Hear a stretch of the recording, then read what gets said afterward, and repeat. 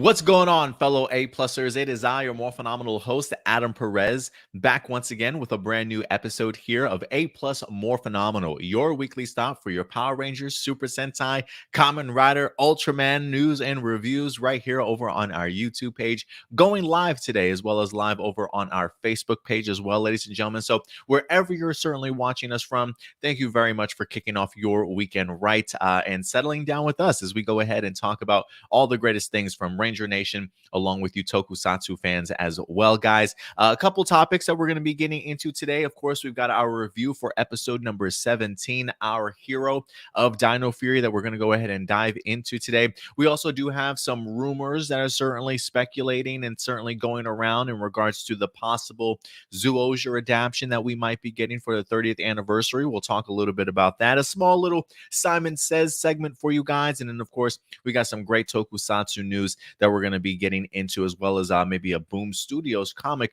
preview as well, ladies and gentlemen. And of course, towards the end of the episode, we're going to be getting to your guys' live viewer questions. If you do want to submit a live viewer question over, you can anytime during the week, guys. Certainly, feel free to go ahead and send them over to aplusmorephenomenal@gmail.com. Again, that's aplusmorephenomenal@gmail.com. Could be in regards to something that you watch, a news article you read, a rumor you hear, whatever the case may be.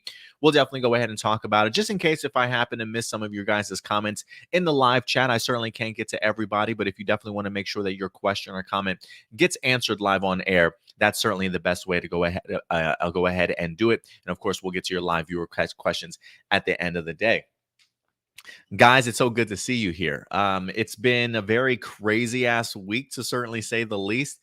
Since the last time you guys saw me on A Plus More Phenomenal, I am a changed man, shall I say, in regards to the fact that I now have a son that is here in this world. Crazy to still wrapping my head around it, to be perfectly honest with you guys. So thank you, everybody out there, for all the well wishes, the prayers, the support, the understanding, the patience, especially with me not being home, really doing my best to kind of put my family first. Haven't really been on top of a lot of my videos this week. This has just been a week of love and family, honestly, and running around exhausted, trying to get everything taken care of, to certainly say the least. But yeah, Noah Daniel Perez, my son, is officially here. He was born on Sunday. It's just kind of crazy wrapping my head around the idea that as of last Wednesday, not this past Wednesday, but the previous Wednesday, we went in for a routine sonogram and lab work.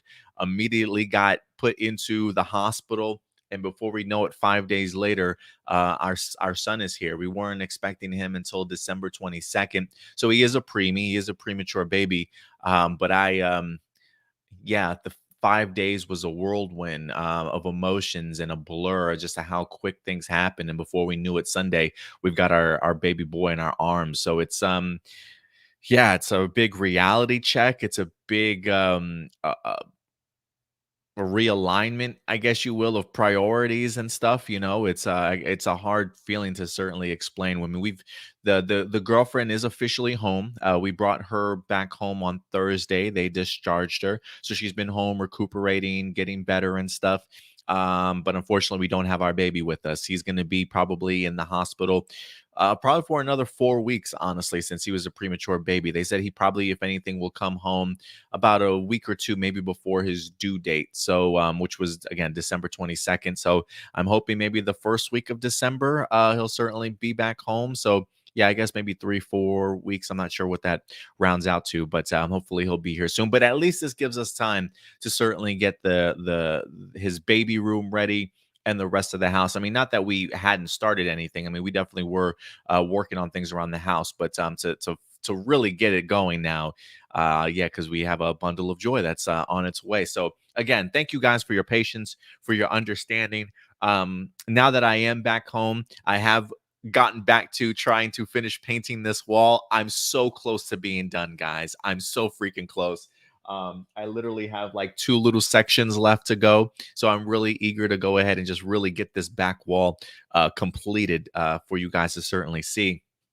So been working on that. And if anything, I'm definitely going to be trying to get back on top of my videos this week. If it's possible. I'm definitely going to be doing my best to try and play catch up, but it's going to be a juggling act to certainly say the least for the next few months, if not a few couple of years of my life here. So be patient and be understanding. But thank you very much, guys, for all the well wishes. It really did go a long way here. All the support that you guys shown us this week. If anything, I'll probably will go ahead later on this afternoon for you guys. I know when he was born, I believe I posted maybe some photos of him over on our community tab, which is where we keep all our channel updates, keeping you guys posted. So if you're wondering what's going on in Adam's life, or if there's any delays certainly happening, the community tab on our YouTube page is definitely the way to go ahead and do it. And I'll go ahead and put some recent photos of him, because I don't believe I posted anything since he was initially born.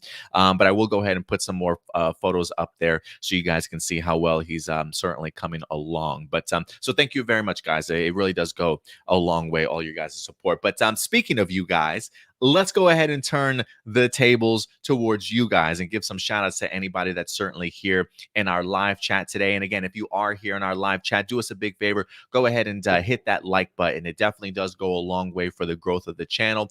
Hit that bell notification also, and feel free to share these videos at any particular point in time, guys. If you love our show, we definitely want to continue to grow, and that's the way to certainly help us out. So yeah, let's go ahead and do it. If you guys are wondering what this is my our baby tag, so that when we do go to the hospital, they admit us in to go ahead and see him. I got to keep that on for like the next 4 weeks. Let's see who's joining us today in our live chat. We got Johnny Marrero in the house. What's up, man? Good to see you. Frankie Lupin certainly coming through. We got Power Rangers Legacy. It's morphin' time, as always. Adam Perea, good to see you, man, in here. Adrian Perez, another cousin of mine. What's going on, man? Thank you very much for stopping by today. Blossom, always good to see you. L'Oreal, thank you very much. We got Matthew in the house, ladies and gentlemen. Brian Lee certainly joining us here today. We got Jordan, a.k.a. the JPN23 in the house. What's up, Jordan? Good to see you in here, man. Power Rangers Ready, certainly making their presence known today. We got Mr. Sarav certainly coming through. It's good to see you, buddy. The A Games 10 is in here. Hopefully your weekend's gone well. We got JB says, what? I says, just coming through to say, hey, appreciate it as always, JB. You know, it goes a long way, man. Koala's in the house. Miss Datilla. What's up, Datilla? It looks as though your wrestling programs are doing great. For those of you who are wondering, Datilla does have a great podcast and a YouTube channel of her own, Rangers of Wrestling. She does. If you guys are big wrestling fans, I highly recommend you check her out. And if I'm not mistaken, Datilla, I believe you started doing some Ranger videos too on Mondays, if I'm not mistaken. Clarify if I am wrong. But show Datilla some support, guys. We also got Charles in the house. What's up, Charles? Appreciate you certainly coming through. He says, congrats on fatherhood. Yeah, man, it's a life-changing experience to say the least. Everybody tells you it's going to be, and I guess you maybe don't necessarily fully grasp it until it's here. Like for me, the moment I heard him cry, I knew my world was immediately going to change, and it's been an incredible emotional ride so far. AJ, what's up, AJ? Good to see you in here. Emmanuel says, hey, Adam, only 4 weeks until the finale. I know, man, it's going to be here before we know it. If anything, I know next Saturday we do have ourselves our baby shower next Saturday. I can't remember exactly what time it's going to be. I left that up to the girlfriend and the mother-in-law, or the future mother-in-law, to go ahead and handle that. So if anything, I'm trying to debate if we're going to have a live episode next weekend. If not, I definitely will at least have the next review up for you guys, even if it's like pre-recorded. So but yeah, only 4 weeks left if you're following the Nickelodeon timeline. If you're not, Dino Fury is fully on Netflix for you guys as of right now. Enrique Perez says, no spoilers, but I saw some images of the new Go-Kite changes and the new upgrades. Yeah, I was thinking about talking about it today, but I don't believe I put that on the docket, because I'd rather see it. But cool, I know exactly what you're referring to, Enrique. We'll see if we bring it up. Shadow Nova Productions is in the house with a back-to-back production company, Shadow Nova Productions and Edward Sanchez Productions. Listen, I love when you two both enter the room at the same time. I truly do.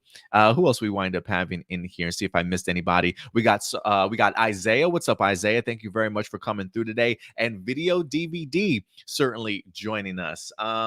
Elliot. Thank you very much, Elliot. I think I might have saw you post something earlier in the chat before we went live. So thank you very much for stopping by, Elliot.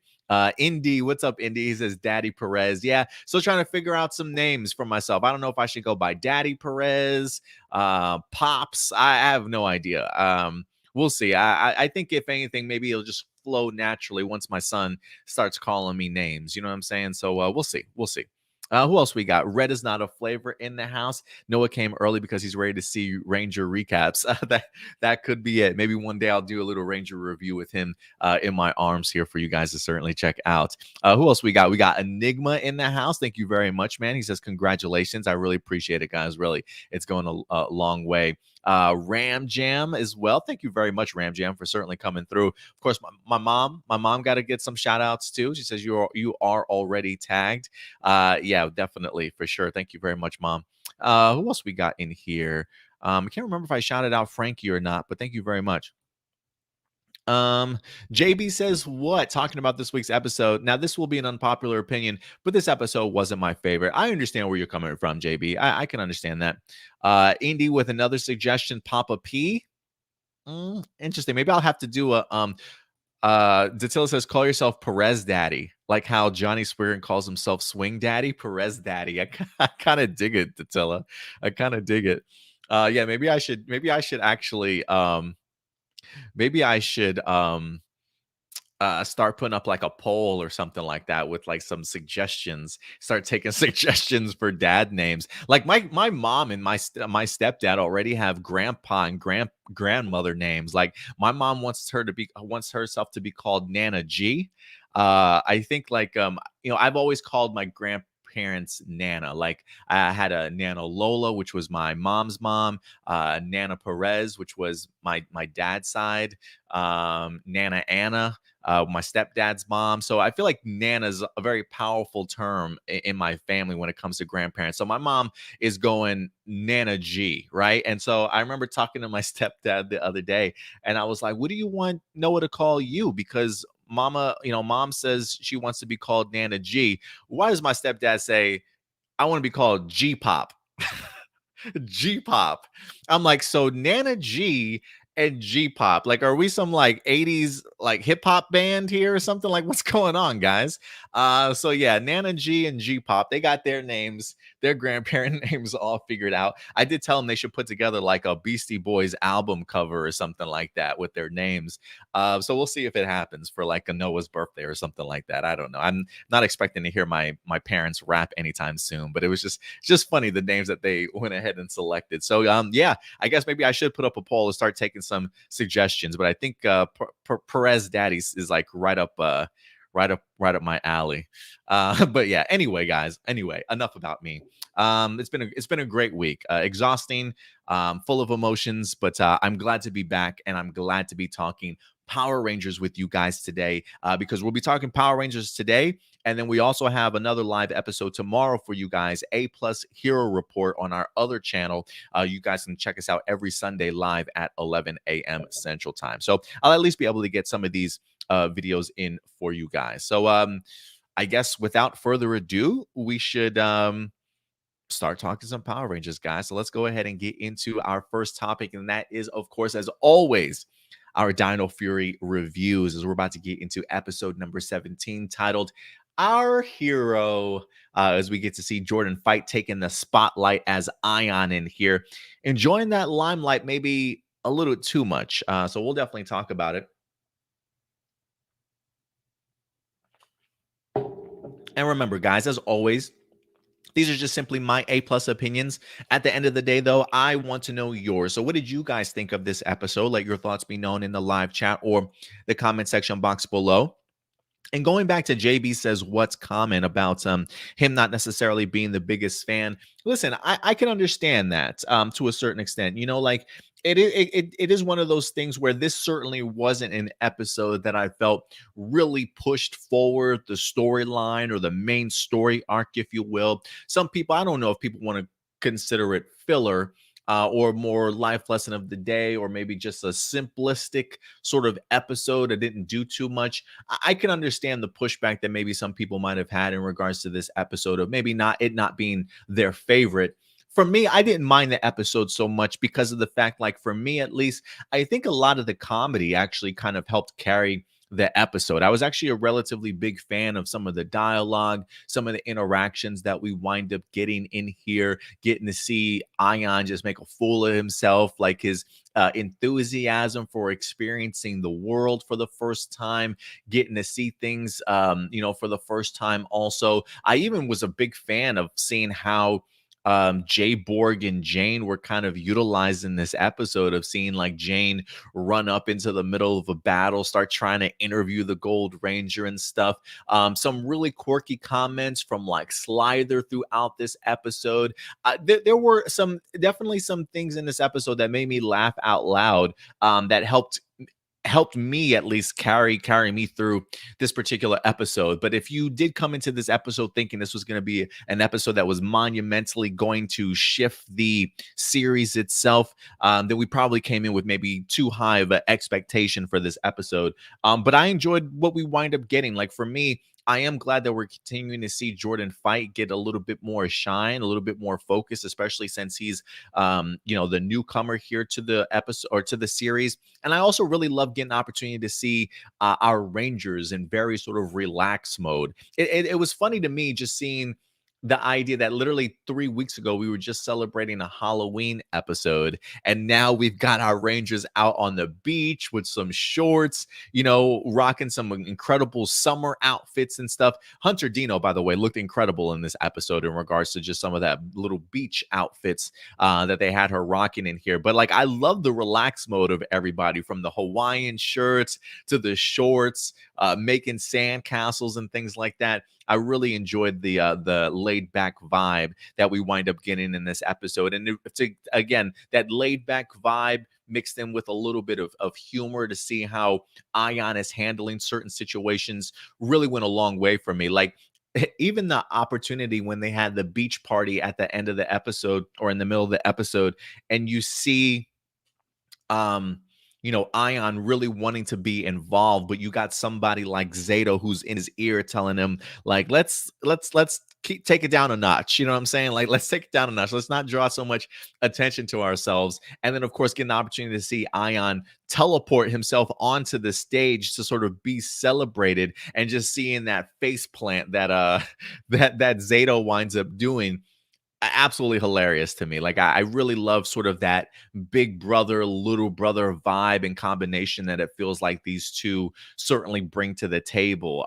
So it's little things like that that I think really went a long way for the episode for me to certainly enjoy. Probably not my strongest episode of the season, probably even not my favorite, to certainly be honest with you. But there is something genuinely funny and lighthearted and laid back about that episode that just kind of connected with me, to be perfectly honest with you. So I thought it worked out really well. So let's talk about some of the characters in here, in regards to especially Aiyon. For me, I love seeing Aiyon get adapted to living on Earth. Clearly, things that he enjoys about it that Rafcon certainly didn't provide for him, not only when it comes to food or ice cream, but clearly even the idea of recognition from the Rafcon people, right? Like, when it comes to Earth, people want to take selfies, they want to dance with you, they want to celebrate with you, they want to, really show how much they care and appreciate all the great deeds that you wind up doing. And it definitely goes straight to Aiyon's head in the sense of being celebrated for all the good deeds that he's certainly doing. But this was definitely the life lesson of the sense of, heroes don't necessarily need rewards for the good deeds that they certainly do, and we get to see Aiyon wanting to take full advantage of maybe some of the perks that come along with being a hero, especially when you compare somebody like Aiyon to, say, Javi, who's like, listen, I'm just here to protect people. I don't really need a reward for what I'm doing. Where on the other side, Aiyon's like, yes, I'll take it. Thank you very much. I appreciate that. And listen, when it comes to ice cream, hey, you want to give me free ice cream for life? I'm gonna take it. Like, maybe I'm not a hero because I want to take some damn ice cream. But it's something as minuscule as ice cream. Anytime that I come by your place, why not? The triple scoops, I might completely avoid. Give me one scoop. Like I'm not trying to run you out of business. Triple scoops all the time. I'm sure each scoop probably costs enough a certain amount of money you need to get your kickback. I get it. So I'm not gonna get greedy with the free ice cream. Yeah, give me 3 scoops every time I come by. Maybe one scoop. I'll help you out. You know what I'm saying? I feel like I can still be in a hero category by getting one scoop of ice cream and helping this brother out with his long lines from time to time. You know what I mean? Like I think I can get by still being a hero like that. But so the idea of getting free ice cream, maybe not necessarily like, it's not paying a college athlete under the table money sort of situation that I should really be worried about. It's literally just free ice cream. You know what I'm saying? It's not earth shattering sort of dilemma here, but it's definitely a life lesson, and certainly a lesson that Aiyon certainly wind up learning in this episode, to certainly say the least, when he really winds up just completely messing up, right? The idea of him wanting to just be in the spotlight so much, the point of him even calling his Moza Razor Zord in order just to showboat and show off, really came back to certainly bite him in the ass, to say the least. But so he definitely learned his lesson. And I gotta tell you, man, Jordan Fight as an actor continues to grow on me. Like I his enthusiasm for the world that he's in now is pretty infectious.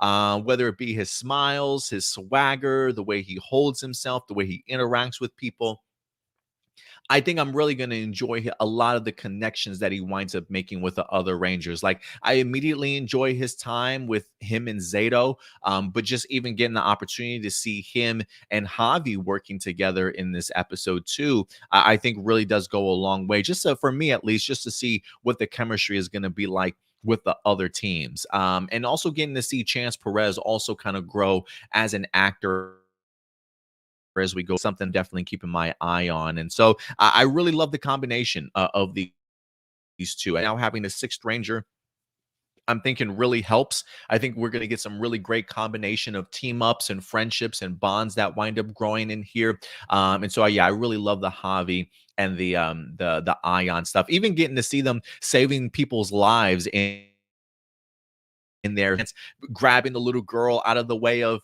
the ice cream shop, the ice cream trolley. I am wondering, was that Chance's daughter that was doing the hula hoop and he comes by and picks her up? I'm not quite sure if that was his daughter or just like another extra or actress on the set, but to be able to see them in civilian mode saving some lives, I thought really went a long way. And I gotta say, man, this episode too, incredible original footage, I thought, in regards to the fight sequence. The idea of them trying to match up Super Sentai footage of our Rangers facing off against the monster on the beach in Real Soldier, and then putting the original footage in here and the fight sequences. I was a really big fan of the original sequences that we wind up getting for the fights. And Amelia winds up hitting that split that I feel like we haven't seen her hit since the first episode.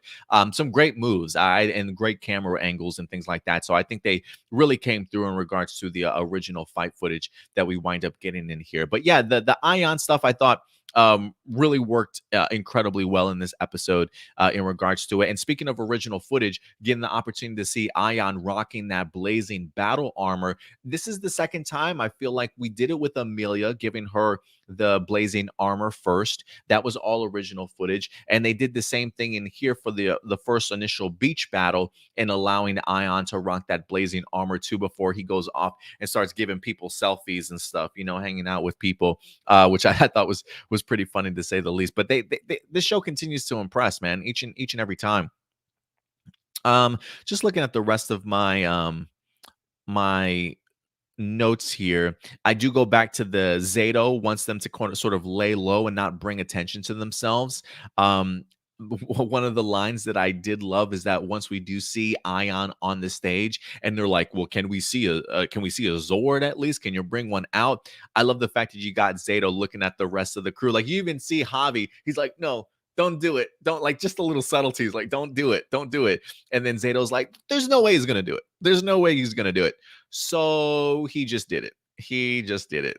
Like I love Russell Curry, man. I think he brings a great demeanor to Zato, and just the delivery of those lines I thought was great in here. So great usage of the Aiyon character. Great little lesson for him to certainly learn also in this week's episode. The Jane and Jay Borg stuff was actually pretty hilarious to me in this episode. I really enjoyed it, especially the introduction to ice cream for Jay Borg, her first initial taste, and then the gigantic like mouthful that she winds up taking immediately afterwards. That winds up sort of causing brain freeze. For me, like I love the combination of those two, but I love just seeing her first introduction to ice cream. But I also love seeing Jane just being on top of her job, right? Somebody that's in charge of Buzz Blast. The idea that she's just ready to go ahead and just start recording if news drops anywhere, and the fact that she's just runs out there in the middle of a battle to go ahead and interview Aiyon was hilarious to me. Just completely unfazed, like she was completely taking this guy away from the battle. But Aiyon didn't care. He's just like, okay, yeah, I'm just gonna go ahead and talk to you and have this conversation while the rest of my Ranger friends are struggling back there. Especially the I and just the little puns and little clever dialogue that he's throwing out there. What's it like being a Gold Ranger? It's a rush. It's a gold rush. And they just start cackling, just start laughing, sort of thing. A little cringy, but like the fact that Aiyon's cracking puns already and like all these jokes, I think it definitely goes a long way in regards to just who his character is. So yeah, I did enjoy Aiyon here this week along with Jane and Jay Borg. A couple of honorable mentions that I do want to go ahead and pull up real quick. The Electro Zord. We did get ourselves introduced to a brand new combination here of the Mosa Razor Zord along with the Dimetro Zord that we wind up seeing in here too. That winds up bringing the fire, and we see them actually combining in this episode. And if I can be honest with you, I'm actually not the biggest fan of this Zord combination at all. It just feels and looks like a very odd pairing. It's very much sort of land meets sea sort of combination of creatures in here. I remember when I watched it in Real Soldier for the first time, I wasn't a big fan of that combination then, and unfortunately, I'm still not a big fan of it. I don't remember this being a combination that's utilized a lot, but I am curious to see if Simon Bennett and the writing staff decide to maybe bring it back original footage wise. Again, I can't remember how much footage in Super Sentai they had of this Electro Zord that they're calling it in here, but I wasn't the biggest fan of it. I just looking at it combination wise, it just looks a little bit off. And I gotta actually agree with Slither in the sense that it's kind of a hideous, a hideous combination. But again, that's just simply me. Maybe you guys are big fans of what the Electro Zord looks like, and if you are, feel free to go ahead and gush about it in the comment section box below. But for me, I just wasn't a big fan of the combination. And speaking of Slither, he was just pumping on all cylinders here in this week. Campbell Cooley, I thought, just really brought it, especially in delivery of some of the lines. Like I found Slither pretty hilarious. Like for me, the idea that he immediately makes fun of Trawler, the monster this week upon seeing him. So you can shoot nets, huh? What a groundbreaking power. You must be pretty popular. Like just the condescending tone that he winds up using towards him and stuff. Like even Void Knight's got to be like, all right, leave the guy alone. All right. Stop making fun of him, Slither. The fact that Homeboy literally only shoots nets as his power. Yeah, that's definitely not showy enough for Slither, who's a true showman. So the fact that he uses every opportunity just to be condescending and like just make fun of the monster this week, I really enjoyed it. And I thought I thought Campbell Cooley did a fantastic job with it here in this episode, especially the moment where he's trying to hypnotize the Mosa Razor. He said, "You're feeling very evil. You leave the toilet seat up. You don't tip your waitress." Like all the like. Like, is that what makes you an evil person? Like, damn. Like, oh, granted, I always tip my waiters or waitresses. Please, guys, always tip your waiters and waitresses. They don't make enough money as it is. Help a brother or sister out. Okay, please tip your waitresses. And trust me, I've had plenty of women in my past tell me to leave the seat down, it's ingrained in my memory now. Okay. So, like, as a guy, it should be ingrained in our memory at this particular point in time. But it's just funny to me, like, what is categorized as evil for Slither in regards to some of the selection choices. So, I don't know if that was ad libbed. I don't know if that was written into the actual script itself. But Campbell Cooley just delivered in this episode as Slither for me. I thought he was at his most showy and his most hilarious, if you ask me, with his hypnotizing spell of the Mosa Razor. So yeah, again, this episode didn't do anything groundbreaking for me. It's not my favorite episode by far. If anything, I'm actually surprised that we got like ourselves an actual roll call in this episode. It wasn't even the full team. The one thing that I talked about last week was, since we did have the full team, at least with Aiyon sort of taking the lead, I'm surprised we didn't get a full roll call in that episode. But my understanding was the ideal, maybe the team's not fully on the same level yet in episode 16, right? So maybe they'll hold off on a full roll call later on. So the fact that we get a full roll call in an episode that doesn't seem to have a lot of implications definitely made me scratch my head. But I'm definitely not going to complain about a roll call at any particular point in time. Like, I absolutely love it.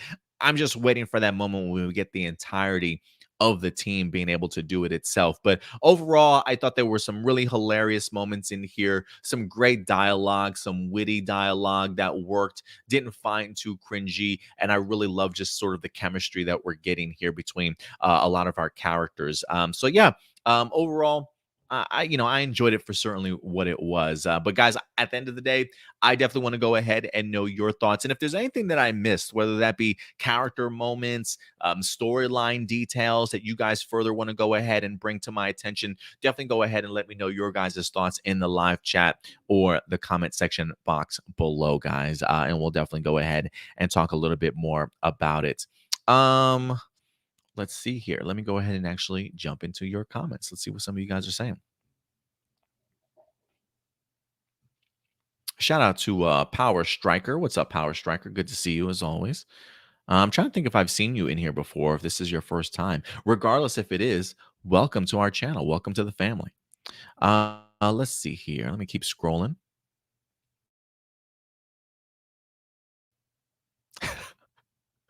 Jordan coming through with the Power Rangers Daddy Fury. Absolutely, my guy. Absolutely. It's daddy time. I'm coming through, man. Let's see here.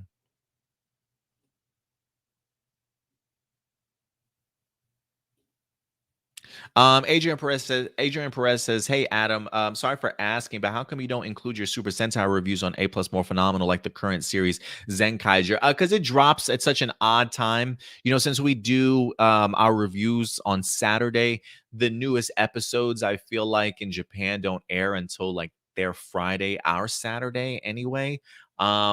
And so by the time it actually becomes available, it's actually not available for me to watch until usually Mondays or Tuesdays.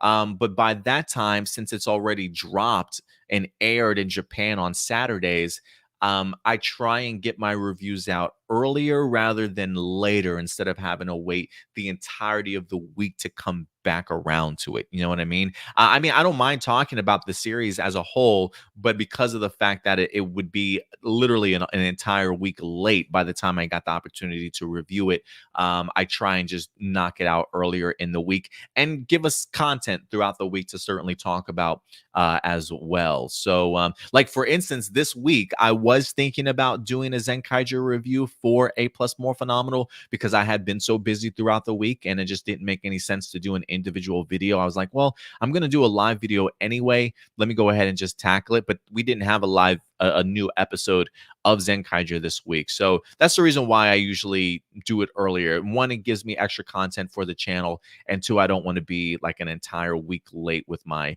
reviews. Isaiah says, I enjoyed watching episode 17 of Dino Fury. I think it was awesome to see Jordan fight again and Dino Fury. Yeah, Jordan fight was a star for me in here.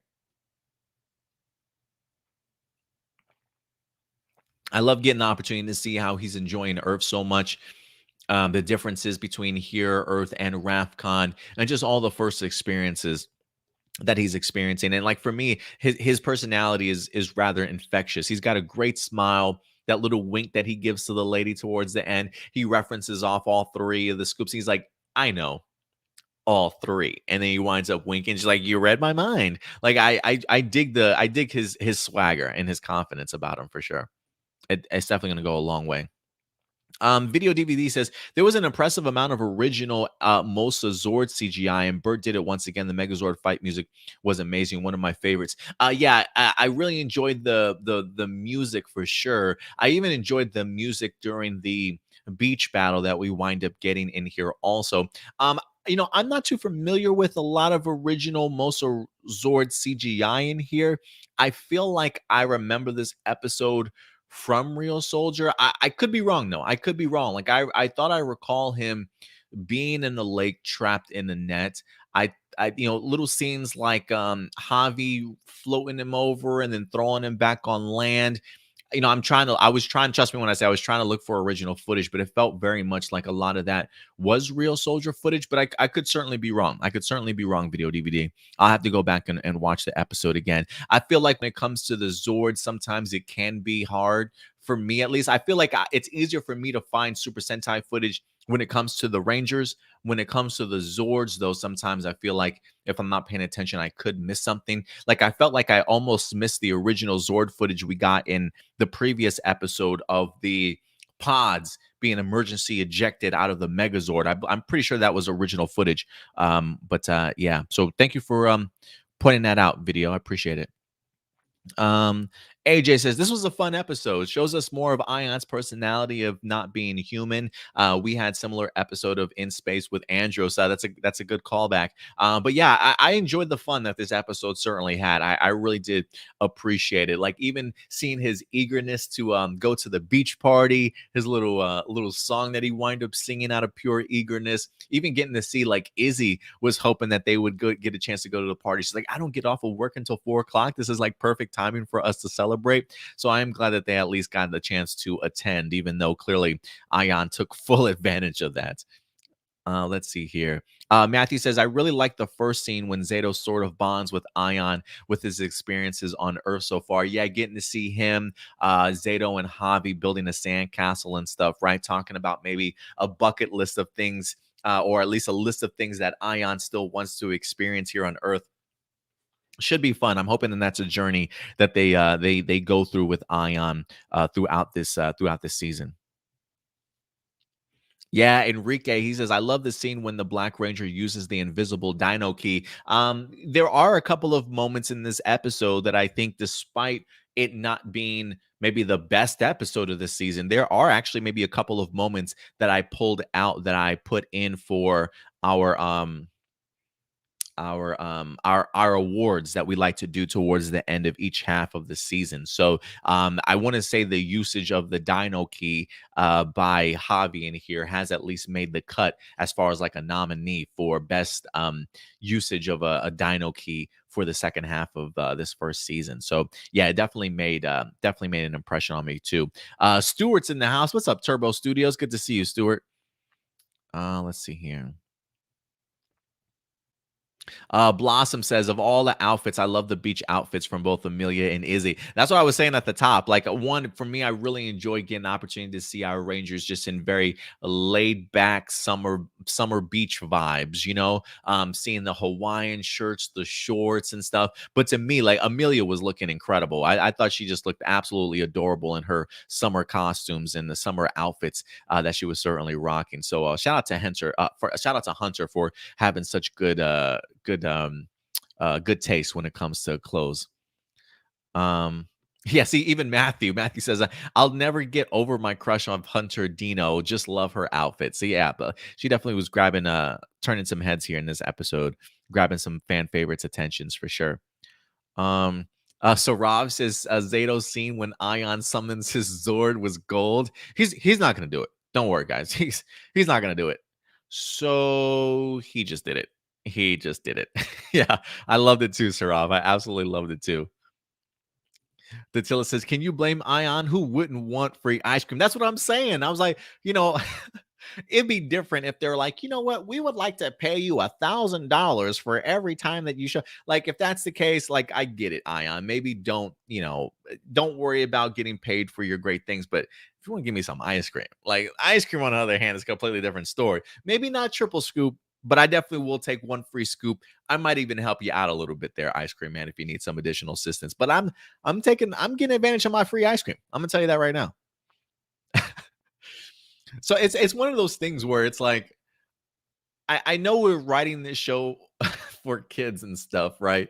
But like the idea of the lesson of the day is don't take too much ice cream for yourself if you're a hero. Like sometimes I do wish that they maybe push the envelope a little bit in regards to like, okay, yeah, maybe this is a point where we should draw the line of maybe wanting too much recognition and free things, you know what I mean? But ice cream, right? Like so it's one of those things that make me laugh about the show. Like I don't mind it. It just makes me laugh the ideas that they come up with from time to time. Um, JB says what says yeah, this episode kind of gave me filler vibes, but it was good. Yeah, I didn't mind the episode. I definitely didn't mind the episode so much, but I understand if some people weren't necessarily the biggest fans for sure. JB says what says lactose people will say no to ice cream. Absolutely, JB. Absolutely.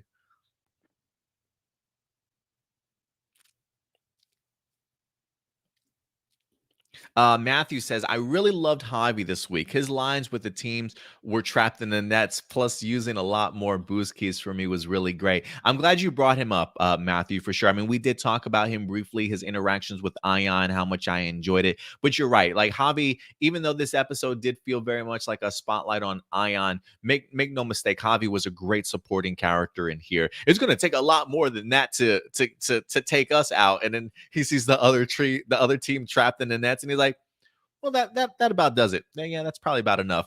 So yeah, again, the dialogue in here I thought really went well. Some of his lines that he had coming up with the brilliant plan to pull the swerve on Slither himself too, right? Coming up with that great game plan for Aiyon, being the one to kind of teach it.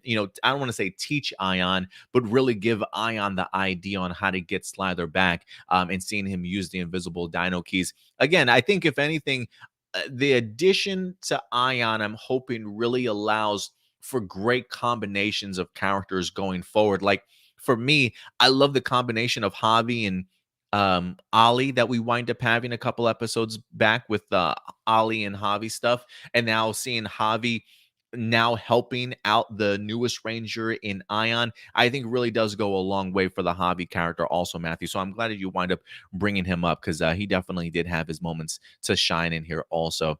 JB says, what big fan of the original footage? Me too, man. The fight sequence I thought on the beach really did go a long way. They've been really impressing me, man. The smoothness of combining Sentai footage, which I don't feel like they're using a lot of it with original footage, tends to be pretty seamless. Shout out to Power Striker for certainly coming through. If he's still in here, certainly make him feel welcome. But thank you very much, Power Striker, for spending your weekend with us. Matthew says he was a big fan of Aiyon using the blazing battle armor. Plus, I think it was fitting given the Electro Zord. Absolutely. Again, while I'm not the biggest fan of the Electro Zord, I mean, talk about his abilities and his powers. Just like the just the unleashing of electricity around him, I thought was pretty cool. And even being able to utilize that power to bring Trawler back out, who I think wind up becoming invisible, not invisible, but he wind up digging underground, if I'm not mistaken. I thought that was pretty cool. The Zord battle was pretty rad, according to Blossom. I even loved, especially after seeing the Electro Zord shoot out that electricity, when we do see Trawler come back and he's got his whole sail is like on fire. I really thought that was a cool shot. But yeah, the Zord battle really worked for me in here too.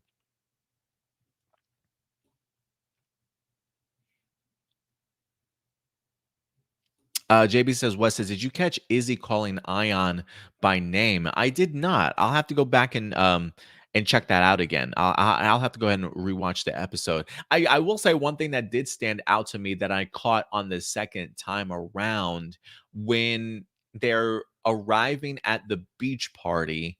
I can't remember if it's the Rangers arrive at the beach party to join or Slither and them join. But I remember there's a shot in here. You can hear one of the extras or somebody in the big crowd talking. Somebody's like, "Oh man, I'm so excited to see the Gold Ranger." And I swear I hear a dude and be like, I swear I heard this dude say something along the lines of, "Oh, I bet he's cute too," talking about Aiyon. It made me laugh. It made me chuckle for sure. I was like, "Is that George Jr. in the crowd?" Uh, but no, I thought it was funny. I love the little extra line of Aiyon. Like, I hope he's cute. Talking about the Gold Ranger, I thought that was pretty fun. Blossom says Ion is starting to grow on me. Yeah, me too. Two back-to-back really solid episodes. I don't necessarily think Jordan Fight's like gonna get any Oscar nominations anytime, but for the Power Rangers show, his enthusiasm, his swag, I mean, it really carries him. And I think the idea too, like as a TikToker, I know you do have to sort of perform. You know what I mean? Like there are certain things that you do on TikTok that, whether that be dancing or recreating a movie scene or re-saying lines, whatever the case may be. I guess there is a level of you having to sort of perform, right? And for you to have over 1 million subscribers on your TikTok and be that well known, there's a certain way about holding yourself and performing. I think probably does go a long way. That helps him when it comes to portraying Ion, and it feels very flawless for him. It seems like he's just. It feels like when he's on there, he's just being himself and he's just having a good time, and it's going a long way. It's going a long way for him. Jordan says, I thought the Zord was odd looking on first watch, but I'm watching it now, and yeah, it's the most awkward Zord I've seen. Yeah, it's super weird. It's like it's definitely a land meets sea sort of creature, but it just feels like a desperate attempt of like just taking all these pieces and like, so what do we do with this? I guess let's just put this here, and we'll put this here, and let's put this here, and there we go. And it was just like. Nice attempt, but maybe not. So again, I don't recall seeing the Electro Zord in Real Soldier much, but it wouldn't surprise me if they try and attempt to do maybe more original footage of it. But we'll see. We'll see. We'll see. I enjoyed the power set at least. I enjoyed the power set.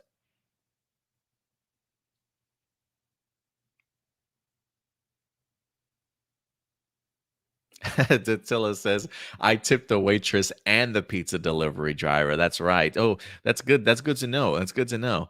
Yeah, tipping goes a long way, guys. Help them out. Help a brother and sister out from time to time.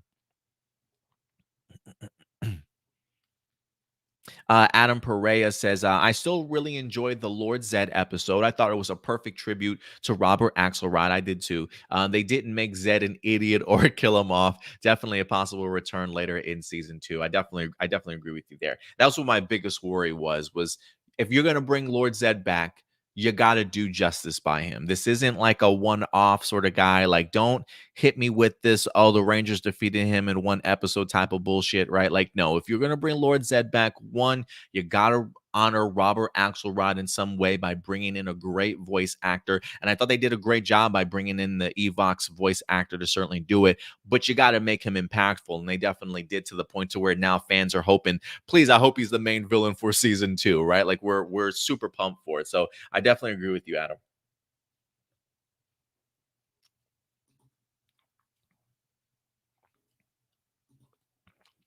Matthew, he says, personally, I really liked this episode. Liked Ion and loved Javi this week. I'm glad you were a big fan of it, Matthew. I'm really glad that you were. Um,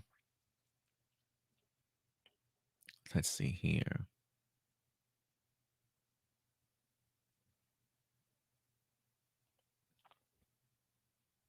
Edward Sanchez says Ion is a great Gold Ranger. Yeah, 2 episodes in so far.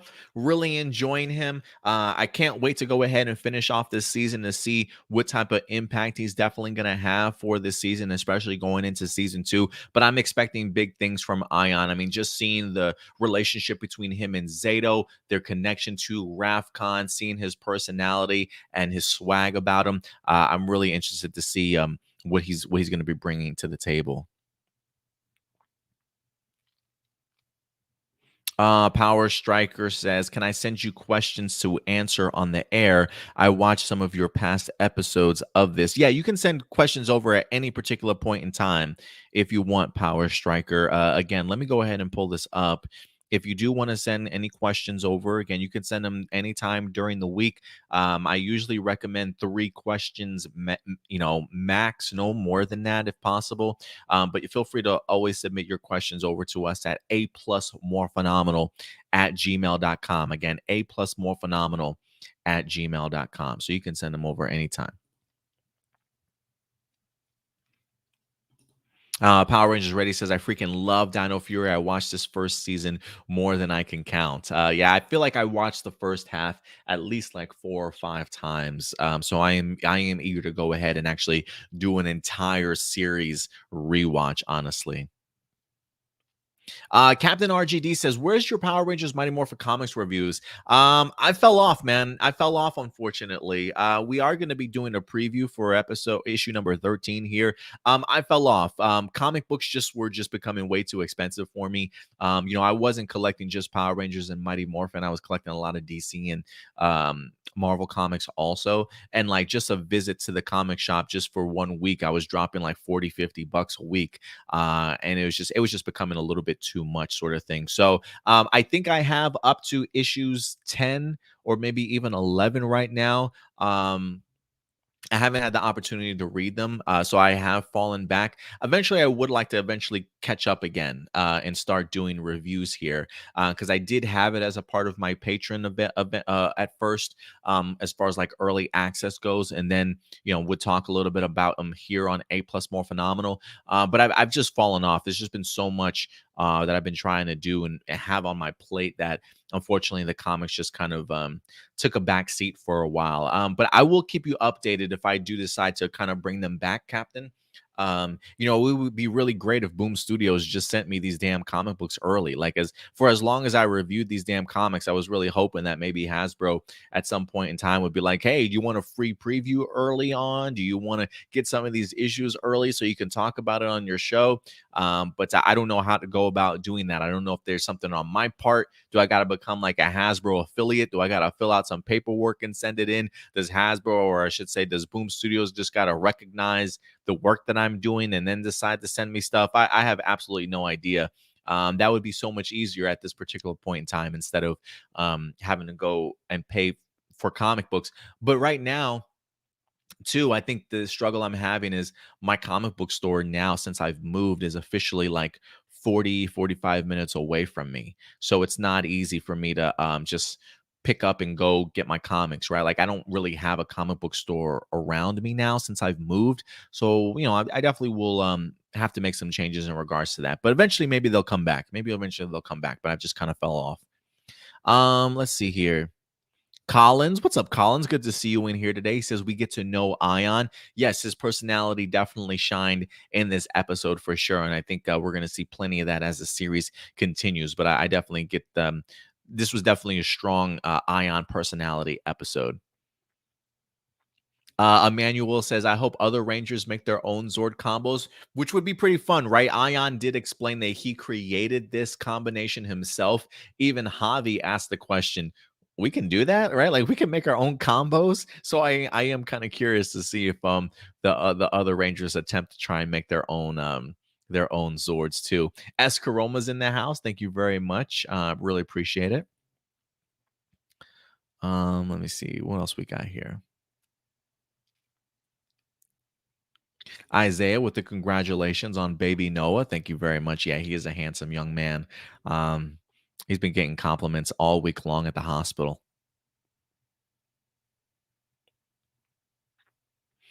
Captain RGD says, "Will we ever see Rangers fighting in nighttime or when it rains? A rain battle would be pretty cool. I don't know. If we're gonna maybe a night battle might happen for sure." Jordan does say Javi has really grown on me as my favorite Ranger this season. He has some great one-liners. Yeah, he definitely had a great one-liner in this episode, especially the battle on the beach when his team wind up getting captured. But yeah, Javi certainly is getting a little bit of some appreciation for sure, man. He's definitely growing on me too.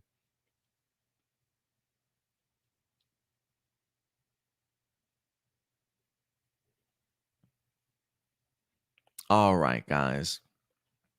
I think other than that, um I think we probably might move on to our next topic. Quick shout out to Sam. Appreciate you coming through, Sam. Thank you very much, man. Who else we got? We got Jared in the house. Thank you very much, Jared. Mikey here also. He says, "Hey Adam." He says, "Are you going to Power Morphicon next year with the family?" We'll see. I want to. I definitely want to. I'm assuming tickets are. I believe tickets are currently already on sale, if I'm not mistaken. I do want to attend. I had plans on trying to attend last time before the pandemic wind up hitting. Not sure if the entire family is going to come with me. Maybe if anything, the girlfriend might come.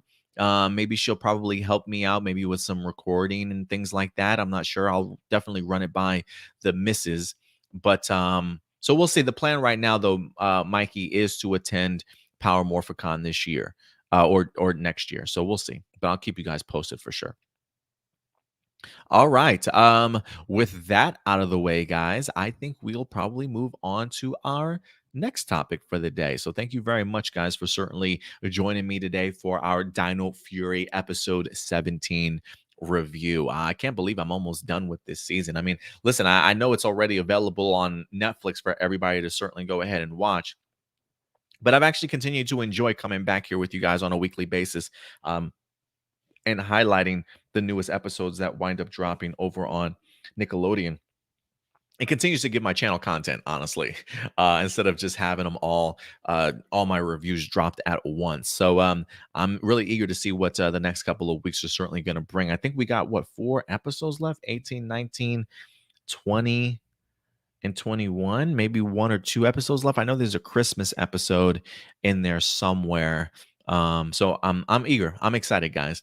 But all right, Dino Fury is out of the way, ladies and gentlemen. But trust me, the future continues to look brighter, even though there is a big question mark in regards to exactly what are we going to be doing after Dino Fury, ladies and gentlemen. A lot of rumors and speculation have certainly been hitting us this past week, to certainly say the least. I want to say several weeks ago, we did talk about the idea and the notion of Zyuogher possibly being the next adaptation for Power Rangers to go ahead and celebrate the 30th anniversary. Some of the things that we've been hearing from behind the scenes is that when it comes to Hasbro, the Toei split is still on as far as we know. But as of right now, Hasbro certainly has the rights, at least all the way up until Real Soldier. So because of not only that, but some comments that were made that during the picking of the newest season of Power Rangers, I believe they mentioned that Dino Fury or Real Soldier and Zyuogher were the 2 finalists for Hasbro to go ahead and select. And they went ahead and decided to do Real Soldier Adaption first. And that's how we have Dino Fury. So right now, some of the possible things that we're hearing is that it's the potential that Zyuogher could be the next season that they go ahead and tackle. Again, none of this has been confirmed, just some rumblings that we're certainly hearing behind the scenes. So we'll see if that sticks to be true, or if other changes certainly come our way. So we heard that maybe a couple of weeks ago, and we've definitely have talked about it here on air for you guys. But this week, ladies and gentlemen, we wind up getting additional comments and additional information for us to kind of talk a little bit about. It is imperative here, though, that I do stress, again, these are just simply rumors. So please, grain of salt, guys, grain of salt. Okay, if none of this happens, don't come back to me, Adam, you said this was going to happen. No, I'm telling you, grain of salt. Take this as rumors. Okay, so for me, I enjoy the speculation and there's just at least talking about it. But the idea of keeping my expectations up here and expecting this to absolutely happen, sometimes I think as a fan that maybe we need to keep our expectations to a minimum, but nothing wrong about talking about some rumors and some speculation that's currently going out there, especially when it's rumors and speculation that don't sound too crazy or too far off from actually happening. So I did want to spend some time talking about some of the newest rumors that we're getting about this potential Zyuogher adaptation, ladies and gentlemen. So let's go ahead and dive into it. And then, of course, not only will we talk about it, but we'll also get the opinion of a very important showrunner, shall we say. So let's go ahead and dive into this. Let me just first and foremost make sure I have the correct article up here. Okay, let's go ahead and dive into this, guys. This comes to us from Twitter, from Mr. Jin Saku himself. Let me go and pull this up.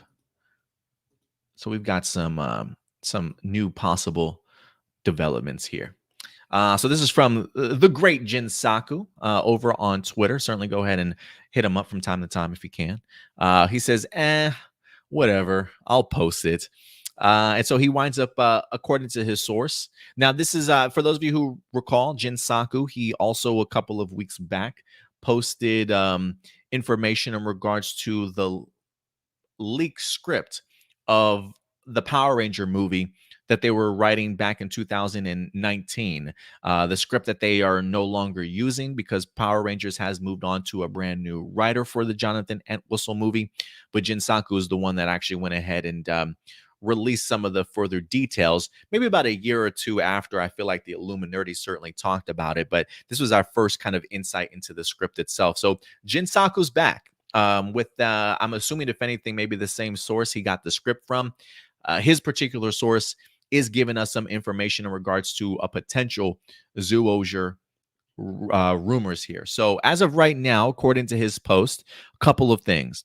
One, he says it will be one season, so 44 episodes is how they're kind of viewing, the source is kind of viewing the Zyuogher adaptation. The fact that it's going to be one season, 44 episodes. You know, when it comes to Power Rangers now, I know each season is 22 episodes, but for me, even though we do get to say a season 1 and a season 2, I mean, it's kind of been entrenched in our brains that we're going to get a regular season and then a super season for its second season. And while we didn't necessarily get a super season for Dino Fury, we're still getting ourselves a second season.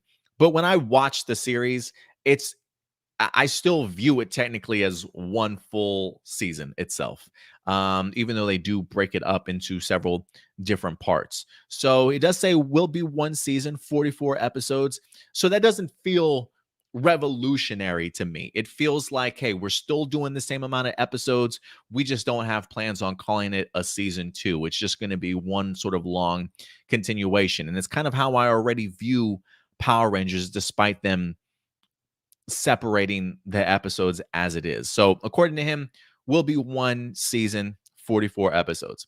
The next one will be filmed in Canada, not New Zealand. And this one I'm actually a big fan of for several reasons, if this does in fact turn out to be true. As much as I love New Zealand, they've done a fantastic job with the Power Rangers series since they've had it. Some amazing locations. I'm sure it's been an amazing opportunity for a lot of the cast and crew to certainly be out there. But Canada has definitely turned into a really great production area. I mean, a lot of the CW shows not only film over in like Georgia now, but they're also very well planted over in Canada. Like Canada has a great sort of production base over there. So a lot of shows these days definitely do take place over in Canada. And mind you, some great, incredible scenery also that they can definitely take full advantage of. Again, I've never been to Canada or New Zealand, so I don't know what's the best or what's the preference. But the idea of them filming in Canada and no longer New Zealand feels very logical. It feels very plausible to me. And I'm hoping that it opens up an opportunity for other things here, right? Like one of the situations that, especially now that we're in New Zealand currently, that I think hinders production is the sense of having to get actors and actresses to come out there, right? And especially during the pandemic where there have been restrictions. You got to quarantine yourself when you come into the state, sort of thing, right? Come or the country, quarantine yourself for like a week or two, only to be filmed for like a day if you're just coming for cameos. I'm really hoping the idea of maybe moving filming from Canada to New Zealand, if again, if this is possible, this is plausible, this is just a grain of salt, guys. But if it were to happen, I think it's actually a really, really brilliant move. There is a part of me that thinks that I think the borders are now officially open between Canada and the US if you've been vaccinated. So there's a part of me that's really hoping that, look, if we do move production from Canada to New Zealand, maybe this is going to be an even easier opportunity for us to get cameos for this potential 30th anniversary that we're certainly going to be having, right? Whether or not they still have to deal with the obstacle of the union, that I'm not sure that I'm not sure of, but the idea of at least being closer, being able to travel with really no restrictions if you're vaccinated. I think this would be a really big move and a great move for the production if they did move from Canada to New Zealand. Again, that's a big if this actually does come to fruition. But I found at least the first two comments here of a 44 one season episode sounds cool to me, sounds plausible. Will be filmed in Canada to and not New Zealand doesn't feel like a stretch to me because of how well known Canada is for its production at this point in time. The next one is interesting to me. Netflix original, but it also is saying that the budget will stay the same as Dino Fury and be handled by Hasbro, not Netflix. So if it's going to be a Netflix original, I'm assuming they're paying for the license of Power Rangers to air on Netflix.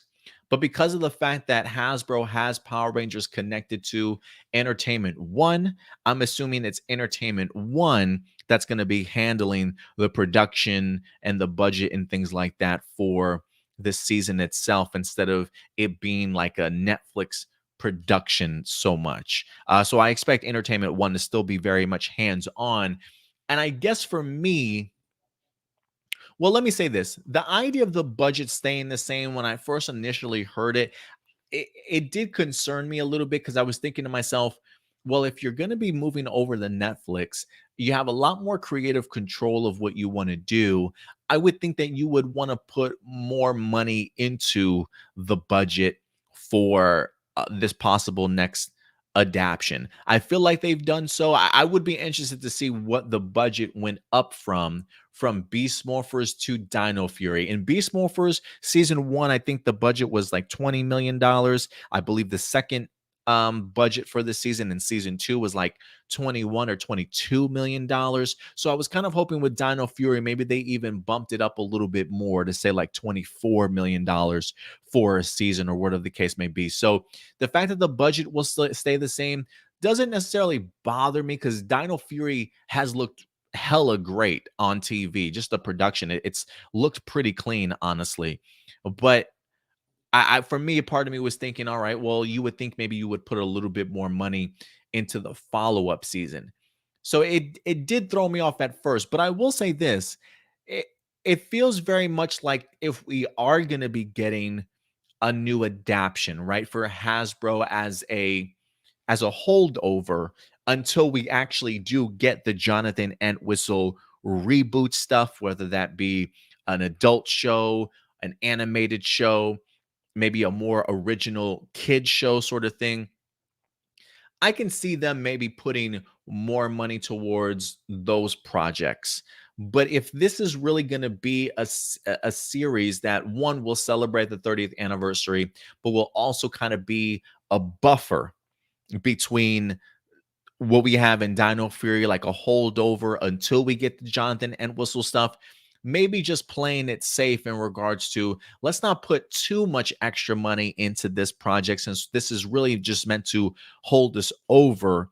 And then we'll put more money towards the actual projects that we're working on towards the future. That feels a little bit more plausible to me. So if this is meant to be a holdover, I can understand maybe that mindset of, let's not put a ton of money into this.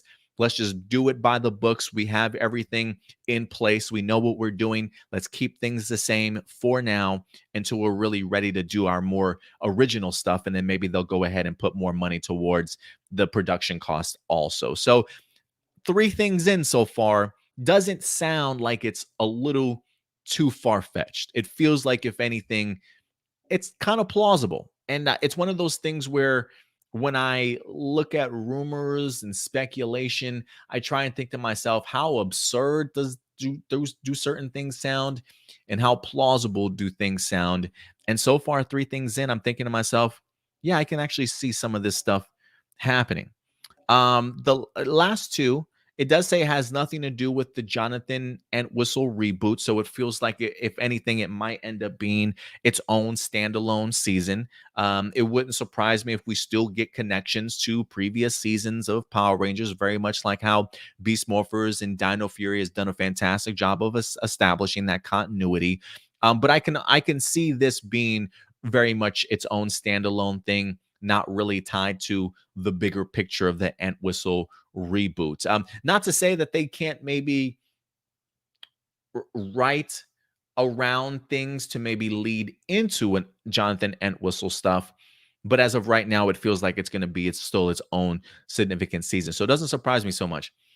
The last aspect of this, though, says Pookie is staying around. And if people are curious as to who Pookie is, he's referring to Simon Bennett, the current showrunner of Dino Fury, saying that Pookie is in fact staying around, saying that he plans on maybe being the showrunner for next year also. Again, guys, take this with a gigantic grain of salt, if you will. So yeah, it should be interesting. I personally would love Simon Bennett to definitely return. There is a part of me that, while yes, this is simply just a rumor, there is a part of me that would really love to see um Simon Bennett stick around. I've praised him. I've talked about how great he was in being able to put this season together. I think he's really impressed a lot of us fans, this fandom in general. He's been incredible when it comes to interacting with fans, being open, hopefully understanding the fandom a little bit, that they can get pretty intense from time to time, but the fact that he still pops up to kind of interact and is very professional with everybody, I think really does go a long way. And I think, if anything, it brings some excitement to the fandom. It certainly does. And one of the things that I mentioned too was, I don't know how involved Simon Bennett is with the overall scheme or the big picture of what Hasbro wants to do. He has mentioned before that he has not spoken with Jonathan Entwistle, but it's been some time since he made that comment. So my thing was, if Simon Bennett is not involved, can we please get him involved? Because he definitely has a good sense of how to handle a Power Rangers season, and I would really love to see him kind of come back. I know that there are certainly some things he would like to change when it comes to the Power Rangers formula that we've seen for so many years. Some improvements he would like to certainly make on the show. And if you've got a showrunner like that, that's not just happy with what is created, but knows that he can even improve upon that, and has a really good sense of this franchise, bring him back.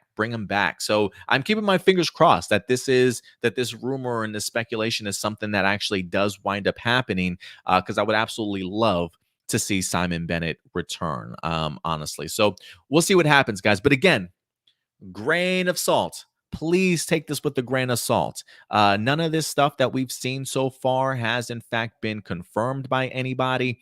It's just simply been speculation and rumors from people claiming that this is what their source is currently telling them. So again, I don't mind talking a little speculation, but again, I definitely want to go ahead and at least put up that disclaimer of, listen, if you want to believe that Zyuogher is going to be the next adaptation, more power to you. If you want to believe that these things are potentially going to happen, more power to you.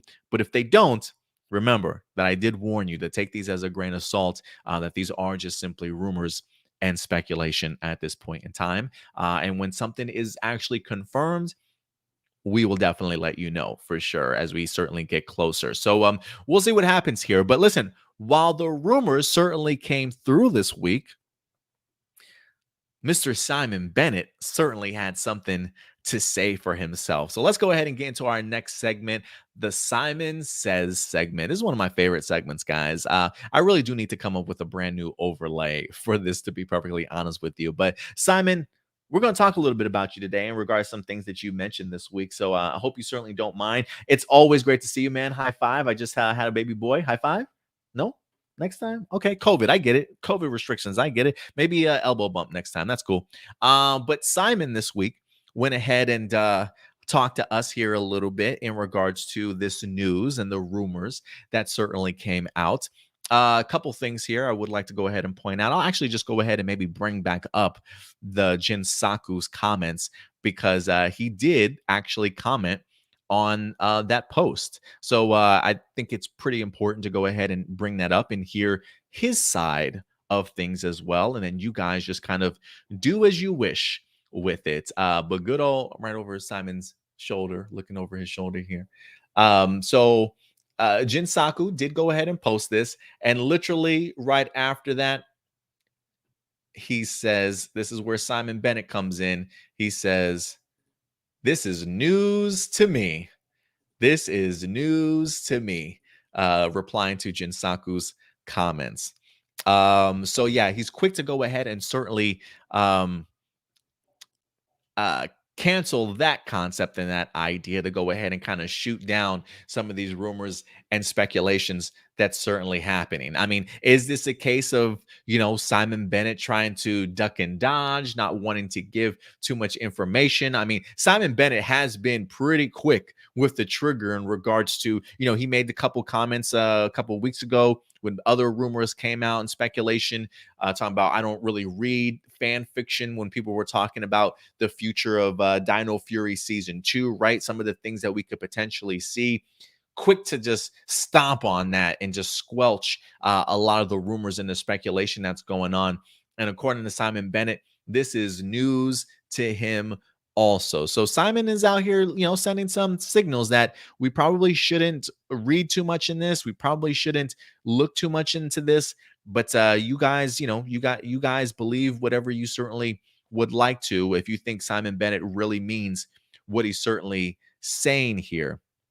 What I did find interesting too, let me see if I can find the tweet, because I actually did end up retweeting this myself. Let me see if I can find it here.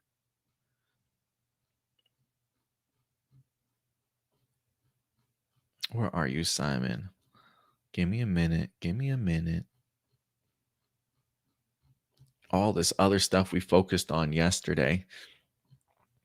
I should have had this ready. I thought I had this ready, but I guess not. Oh, here we go. Here's his other comment. So I posted, I retweeted this, Jin Saku's comments. I said, I'm curious if that means Simon could possibly be moving to Canada to continue show running, question mark.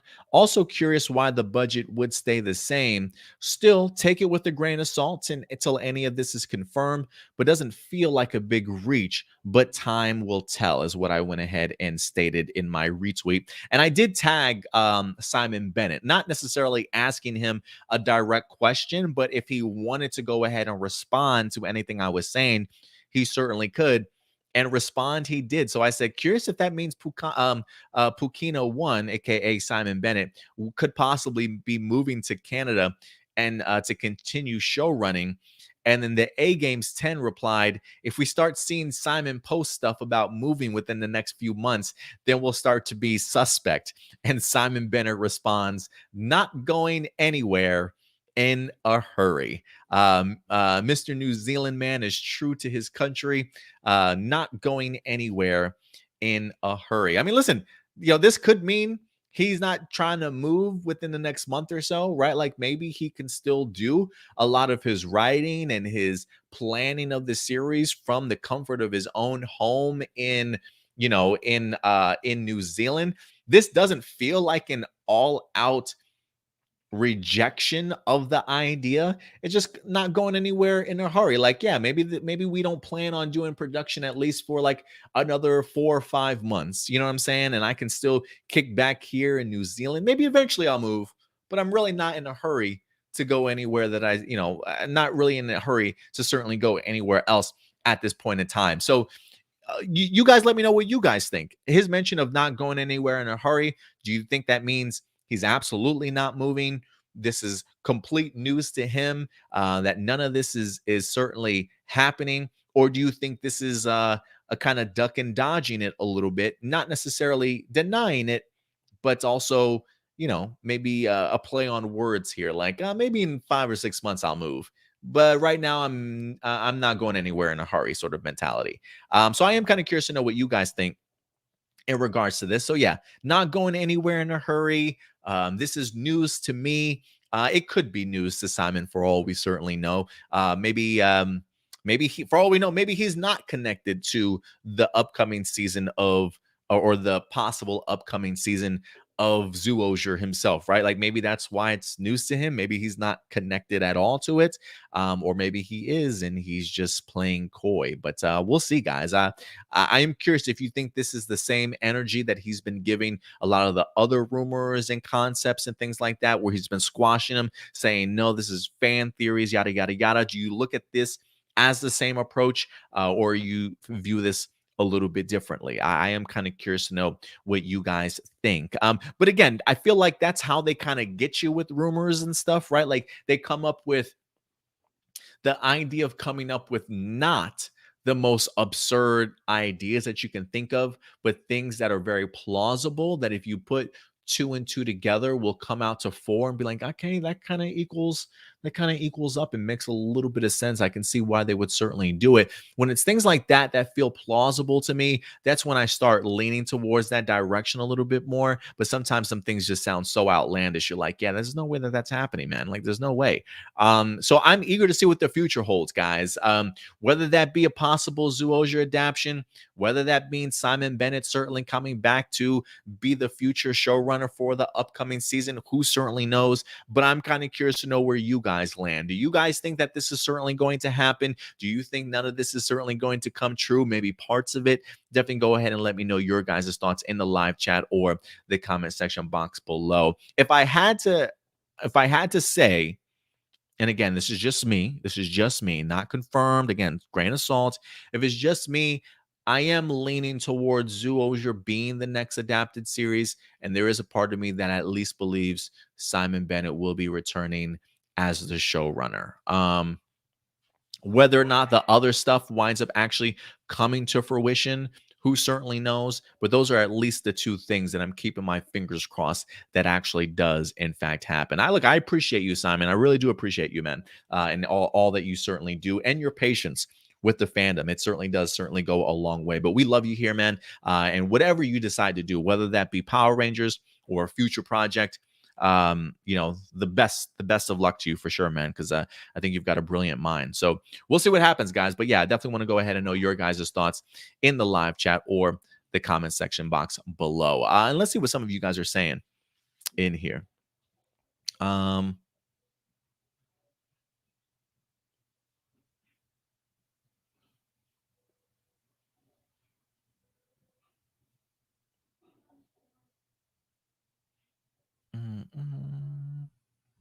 Just scrolling. I'm just scrolling.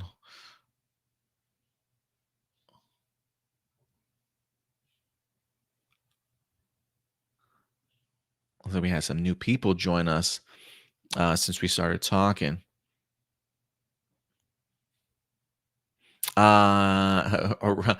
Adrian Press, watching A Plus More Phenomenal every weekend helps the holidays get closer. If I recall correctly, your birthday is after Christmas. Yeah, it is actually December 30th is my birthday.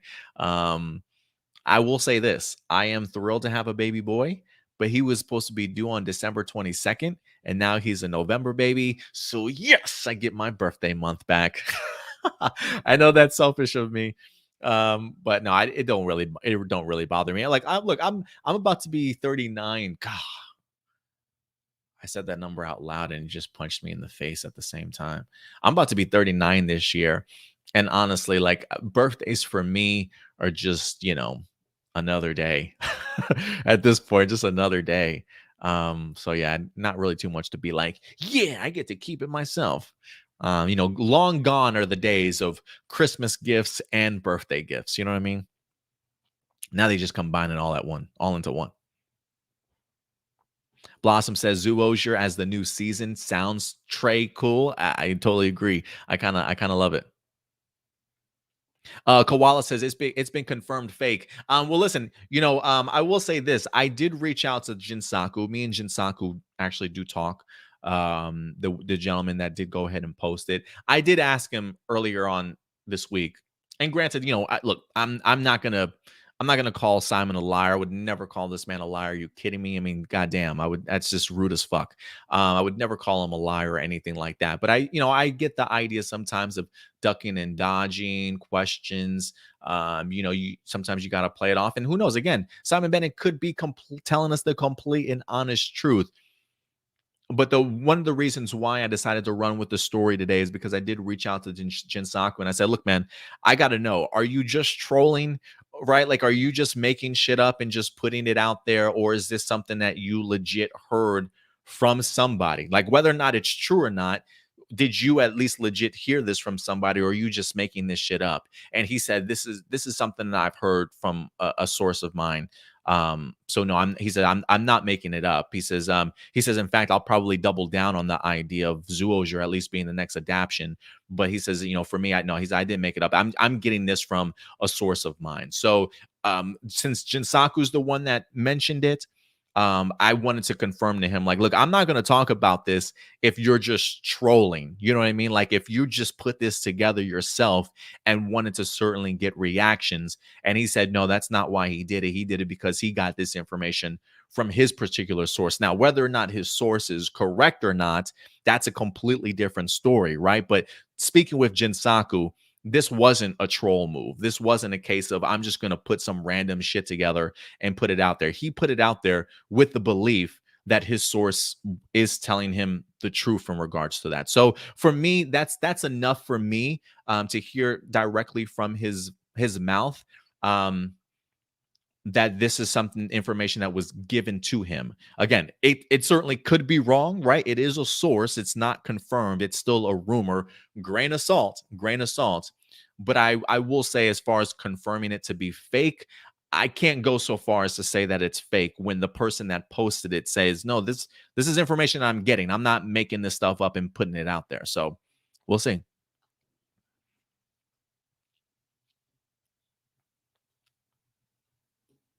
Koala says this is like what happened with the season 2 rumors. It feels very much similar, but I don't believe it was Jinsaku that pulled up the Dino Fury rumors. I feel like it actually might have come from somebody completely different. I want to say that was pulled off of someplace from Reddit, if I'm not mistaken. So two completely different sources in which the news came from, right? Like the Dino Fury season 2 news came from somebody completely different, but I get the idea that it feels very much similar to that because Simon Bennett also came out and denounced those, referring to them as fan fiction. And this is stuff that people have kind of made up. But again, some of those ideas seemed plausible, seemed like directions that the series might go. I mean, literally, it felt like word for word of what me and Stuart were talking about in regards to where season 2 could certainly go. And it felt like they just took our words and just put them on paper and be like, this is what's going to happen for season 2 sort of mentality. So I definitely get what you're saying, that this is like what happened with season 2 rumors, but I do want to point out that they are coming from two completely different people. But Simon has in fact at least reacted to both of those rumors the same way. So we'll see what turns out to be true, what turns out to certainly be false. Again, this is why I emphasize the idea, guys, that even if you think it's fake or whatever the case may be, I'm throwing out there, these are just rumors. There's nothing confirmed about these. So please take these with a grain of salt so you don't get your expectations a little bit too high. Wonder Gem, what's up, Wonder? Good to see you certainly in here. I don't believe you've joined us before. If you have, it's good to certainly see you back. If not, welcome to the family. Thank you very much. He says the only thing we know is Power Rangers is going to continue after Dino Fury in some form. You're absolutely right. He says, I agree, Dino Power Rangers ready. It would be cool if she got a chance to play a White in next season, but I also like the theory that she was the original Green Ranger. Maybe. I guess you guys are talking about some theories and stuff that's certainly going on right now. AJ says, I'm so tired of people posting rumors on Twitter when it comes to the next adaptation for Power Rangers. Some still bother Simon, unfortunately. Some still are bothering Simon, unfortunately, or blasting him on fake accounts. Yeah, and people need to just leave Simon alone, honestly. Again, it's one like I tagged Simon in my post, but I didn't ask him a direct question. I really kind of leave it up to him as to whether or not he kind of wants to respond. So I may attach his name certainly to some of my tweets and stuff just to see if it's worthy enough for him to respond. I think he'll definitely respond. And the fact that he referenced, "Hey, I'm not going anywhere in a hurry," I definitely do think says something. What it says, I think that's up for interpretation for everybody. But yeah, there are some people that just immediately blast this guy if they say something that they don't agree with, or hitting him with ideas and why can't you do this? That's just not how you approach people, man. And that's the type of stuff that really turns him off from maybe wanting to interact, and hopefully and taking a break from social media. And I really hope that that's certainly not the case going forward. But so yeah, just treat people the way that you certainly would want to be treated. So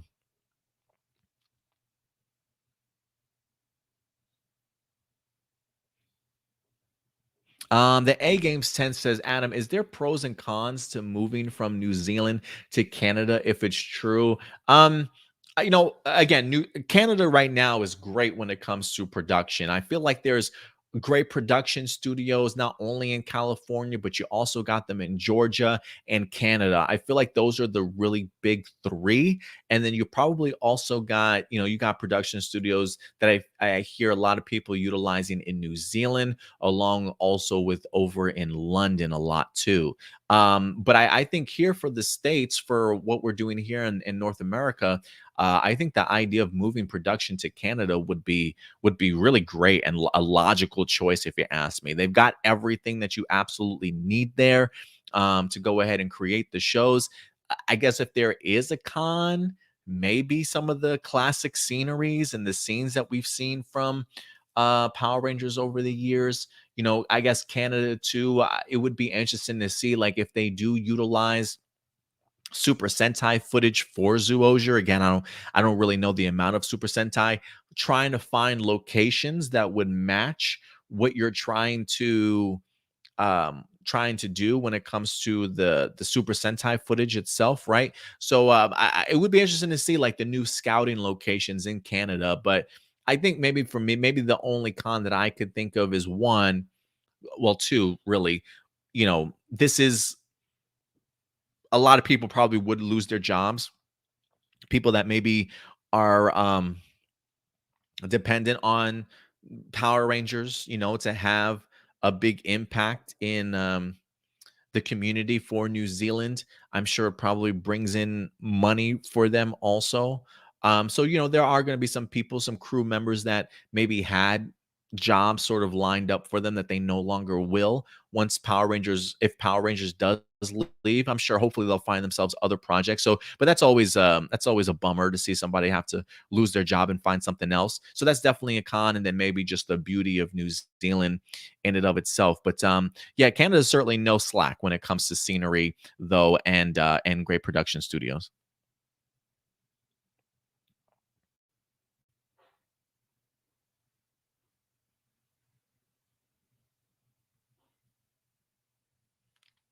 What's up, you Sai? Good to certainly see you in here, man. Thank you very much for certainly coming through.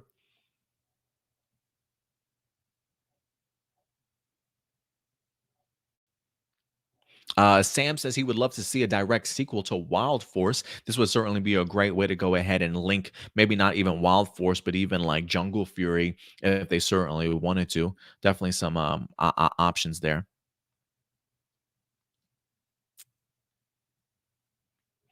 So Rob feels that there will be little pushback from a few fans regarding this, since PR has been shot in New Zealand for 18 years now. Yeah, definitely, it's become a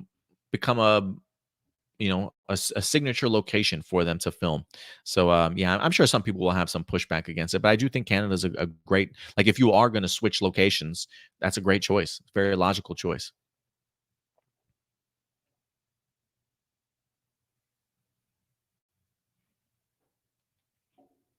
Adam says, "So cool, you're rocking Zato's color." Yeah, this is actually Zato's my Dino Fury T-shirt. It also has his helmet on the back.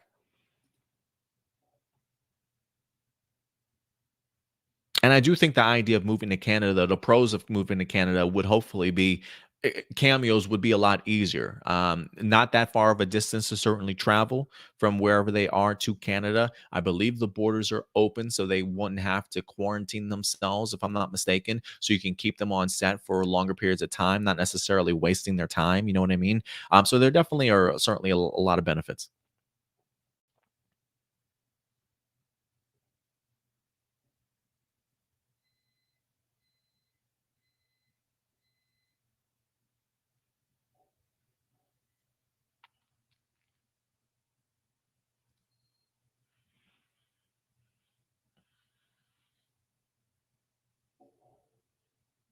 Yeah, Power Rangers Ready says Pookie. Simon laughed on Twitter when someone was tweeting him, and he replied, "Pookie." Yeah, it's. I remember somebody asked, "Who's Pookie?" So they had to clarify, like, "Oh, that's Simon Bennett. That's his. That's his Instagram handle and his Twitter handle, sort of thing." Wonder says, yes, Simon Bennett is fantastic. I would love to keep him as long as we can. I hope so too. I hope so too. You know, the one thing that I mentioned when the question that I had, like, does that mean, Simon would be moving to Canada from New Zealand? I think Jinsaku referenced the idea. He says, well, maybe he can do sort of like a Chip Lynn and a Simon Bennett thing that they did for Beast Morphers, because I don't believe Chip Lynn was in New Zealand during that time, but was still a creative consultant or executive producer, I think, or maybe a showrunner himself on Beast Morphers, if I'm not mistaken. So maybe there is a potential that he can do his job from New Zealand, but I would personally love him to be a little bit more hands on. But so we'll see, we'll see.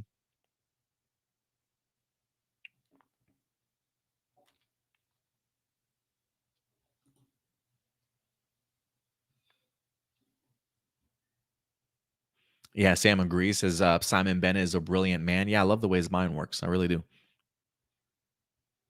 Shadow Nova Production says I kind of like the change from New Zealand to Canada. Yeah, I think it would be a great change. I really do.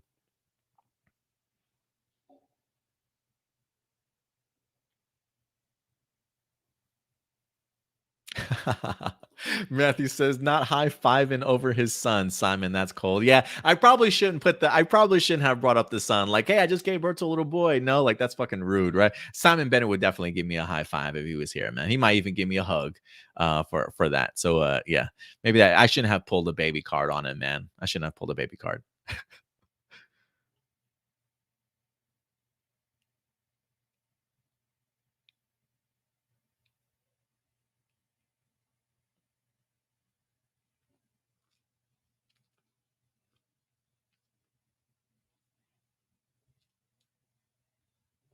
Blossom says 39. Holy sapphire, you look my age. Well, Blossom, you know what they say, black don't crack, right?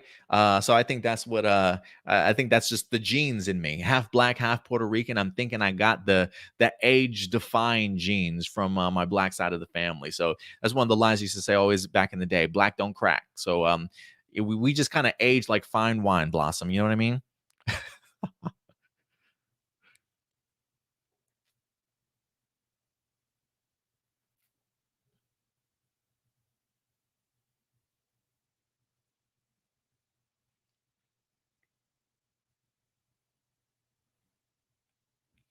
Um the A Games 10 says, I have actually seen the actual trolls jokes by other people about the format Jinsaku used, and it's kind of funny to laugh at. Yeah, trolls are always going to be somewhere. Listen, I think for me too, I think people hate just the idea of bringing up rumors. I mean, look, I do get the pushback of random ass rumors being pushed out there, right? Because I do think that sometimes as a fandom, we can find ourselves getting our hopes up really high, taking somebody's word as their bond and immediately trusting in every little thing that we read, sort of thing, right?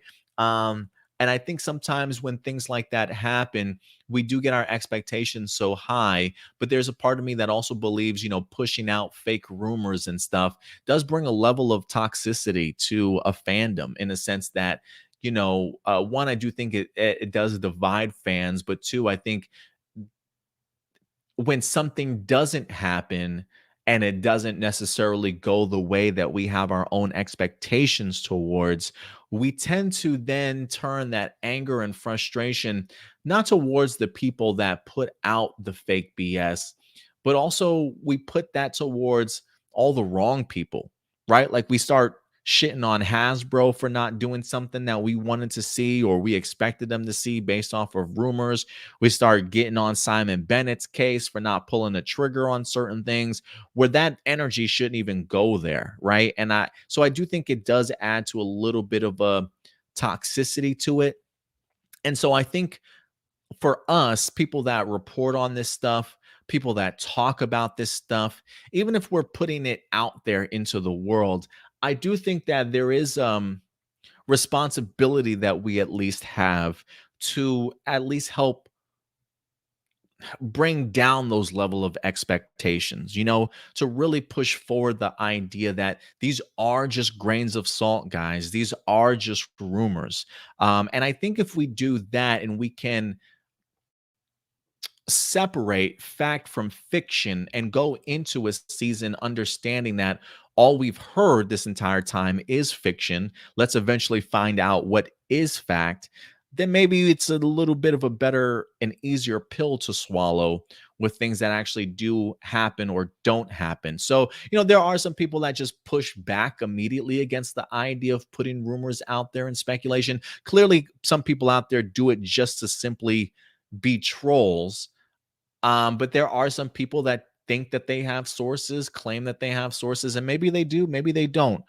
But I don't think there's anything wrong in talking about it and having an open conversation about it and coming up with some speculation, as long as I think we understand again that it is just grains of salt, just just speculation, just rumors. And I think if we can understand that and have a conversation about it, then I don't see anything wrong with it. But trust me when I say I have seen people with the pushback against even talking about it or laughing at people that want to talk about it, sort of thing. And it's just like, it's if it's a rumor, it's a rumor. If it's real, it's real. If it's fake, it's fake. But I like the conversation that it opens up. But again, if I'm going to talk about it, right? If I'm going to put it out there in the world, there is a responsibility that I have to let people know again, just a rumor, just a grain of salt. And nowhere in here am I going to confirm this information for you guys. And I think that's the kind of mentality and responsibility that we certainly have when we talk about this type of stuff. Because I'm not trying to add to the toxicity of the fandom. I think we're all grown here. I think we all know how to handle. We should at least all know how to handle rumors and speculation. Some people, unfortunately, don't. But I would definitely want to do my part in letting people understand that these stuff is just all rumors right now. And when we've got people like Simon Bennett out here letting us know that, yeah, a lot of this stuff is probably not true, guys, I think that's just another reason to hold on to our lowered expectations. You know what I mean? Nothing wrong with talking about it, but just be warned. You know what I'm saying? Going into a season.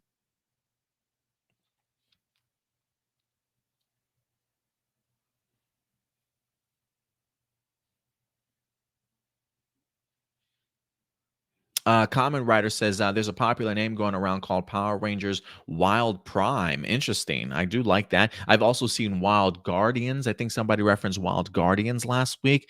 I dig a lot of these names.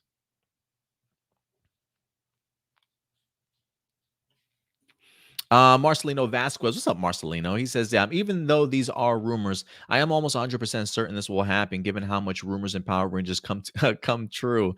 But still, I will be skeptical just in case. And I think that's the mindset that we should certainly all take.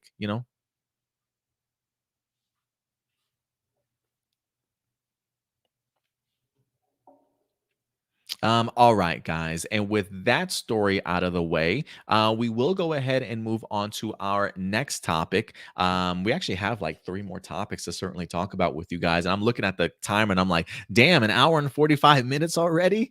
We haven't even gotten to live viewer questions. So we might go a little bit long here today. But we'll see. It should be a breeze to get through. The next topic, guys, that we're going to be talking about today, we're going to go ahead and transition over to some Boom Studios talk for you. Oh, you know what? Real quick before I do, just a quick honorable mention for you guys. If you have not been made aware, the YouTube Power Rangers is really picking up its steam, guys. Really picking up its steam.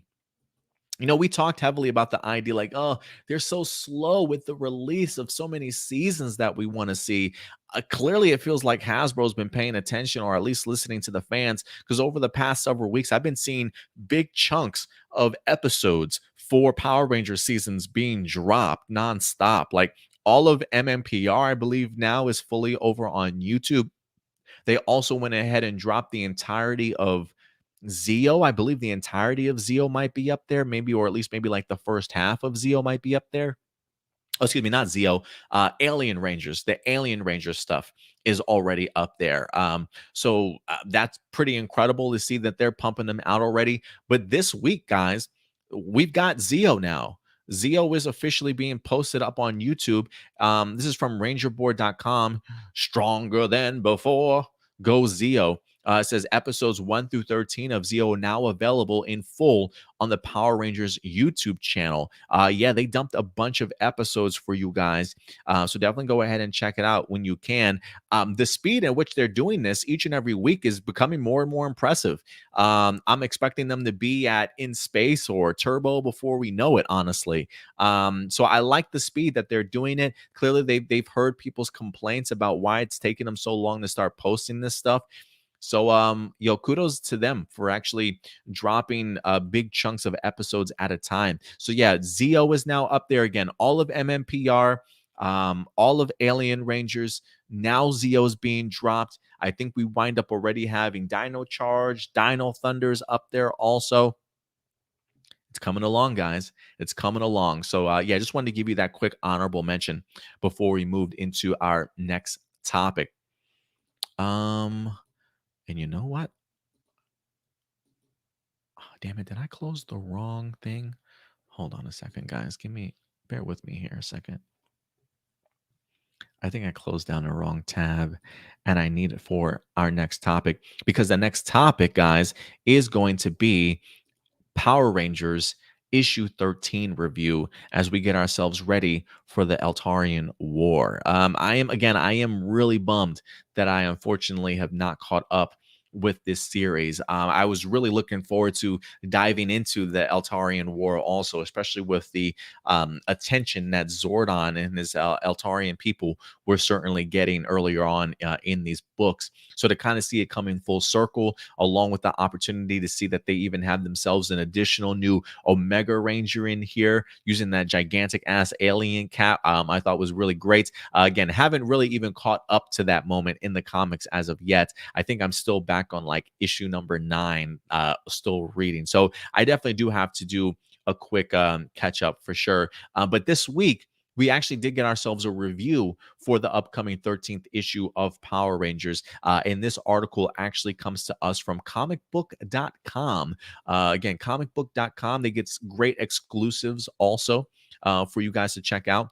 But it says the Omega Rangers race against time in this new preview. This is an exclusive to them. It says the Eltarian War has only just begun. It says the Rangers are already in rough shape. Not only did they lose Zordon in Zardis's opening salvo, but their headquarters has been destroyed and they are cut off from their former allies in the Omega Rangers. Well, thanks for the catch up. At least they caught me up now, right? As they make a final stand at Promethea, not all hope is lost, thankfully. As you can see in our exclusive preview of the upcoming Power Rangers issue 13, thanks to a handy save by the new blue Omega Ranger Yale, the Omegas have been brought up to speed on how dire the situation on Earth is. And while they are in pretty rough shape too, they might have a new ace up their sleeve to help even the odds with Eltar. You can check out the new preview starting on the next slide. And I'll go ahead and even pull up some of the photos for you guys here if you want to see some of the exclusive pages. It says, here's the synopsis, the official description. The Omega Rangers, including their unexpected savior, the new Blue Omega Ranger, race against time to beat the impending Imperial threat to Earth. But can they deliver the critical secret they've uncovered to Zordon before it's too late? Or will the Imperials destroy the Omega Rangers, their allies, and everything they hold dear? Power Rangers issue number 13 hits stores November 17th. So this upcoming weekend, ladies and gentlemen, or this upcoming Wednesday for New Comic Book Day. So yeah, definitely go ahead and check it out. Support your local comic book stores if you have one near you guys. I would always recommend you guys support your local comic book store first. If you don't have one near you, though, you can still purchase the comic books just digitally over from Comixology.com, ladies and gentlemen. Comixology.com. Get your digital comics. You can watch them on your phone, your tablet, or your computer. I'm not a sponsor with Comixology.com, but I probably should be, guys. So great sponsorship would go a long way, Comixology, just letting you guys know. But yeah, check out these great new images that we have here. I love this great splash page, the last page that we see here, the panel of Trini Kimberly doing one of her somersaults through the air. It looks great. And I think Yale looks great too as the Omega Ranger. I got to be honest. Yale probably wasn't not one of my favorite characters. I didn't really connect very well with the idea of just a cat. So I did miss the idea of it gaining powers and a transformation, but I love the fact that it's not a humanoid, that it's not a human form, even when it does morph. Yeah, that does in fact sort of keep its body shape. It very much reminds me of, like, I want to say Battle Cat from He-Man, but like with a full-on costume, right? Like I think of Yale sort of as like the playful yet threatening cat, space cat, if shit were to go down. But now getting to see him in like a souped up power mode, it's pretty cool. Like I like the idea of having like an alien creature sort of as your fourth member to the team. There are like Zyuogher elements about it that I tend to really enjoy. And even though I know when it comes to Zyuogher, while they're animal faces, they still have humanoid bodies, and they still are able to henshin, or I should say morph into their ranger forms. But the idea that we are dealing with, was it the planet Safe Haven, where we had all those different aliens on there that were very much like animal related, getting the opportunity to see Yale now, who's not only an alien but an animal or a creature themselves, being able to morph too. The idea of like and for some reason I just get Zyuogher vibes a little bit when I think about that concept. But I think it's cool. I think the costume looks great on Yale. It was definitely a very unique choice. I definitely did not see it coming, but bold choice by Ryan Parrott, and I think it's definitely winning some fans over. Again, I do need to play some catch up. I will make it a promise to myself to play catch up. But if you have been keeping up with the Power Rangers storyline in the comics, how have you felt about Yale being the new blue Omega Ranger? Do you think it's a perfect fit, a little bit odd, a little bit weird, or are you perfectly cool with it? Definitely go ahead and let me know your guys' thoughts in the live chat or the comment section box below in regards to that. So hopefully I'll be able to play catch up a little bit more when it comes to the comic books, because I was a big fan. You guys know I love what Ryan Parrott's doing. I love the approach to the storytelling. Boom Studios coming out with these one shots and these limited series, being very creative, very unique in regards to telling out these stories, fleshing out these characters. Ryan Parrott continues to hit a home run for me. I've loved the Necessary Evil storyline, the Shattered Grid storyline. Wasn't the biggest fan of Beyond the Grid, but looking back on it now, it definitely has a very impactful place in the Boom Studios comics. And I think that Eltarian War is going to do just that also. So big things coming from Ryan and Boom Studios. So yeah, continue to check out Power Rangers comics whenever you get the chance. Mighty Morphin and Power Rangers. And if you are up to date, guys, definitely go ahead and let me know your guys' thoughts. I am curious as to if you guys are saying anything. Yusai does say Omega Blue is already the GOAT. I love that this is even a thing with an animal Power Ranger that is a quadriplegic. I mean, Doggy led the diversity charge, followed by Fine Ass Cat Ranger. Yeah, no, I definitely agree with you there. But it is right. It is something super unique, and the idea of him being able to keep his animal form instead of turning into a humanoid form, really cool concept and idea. And so the fact that we have, like, I guess this is kind of a first in regards to an animal Power Ranger. I dig it. I dig it. So I'm glad you like it, Yusai. I definitely need to give it some more love and attention for sure.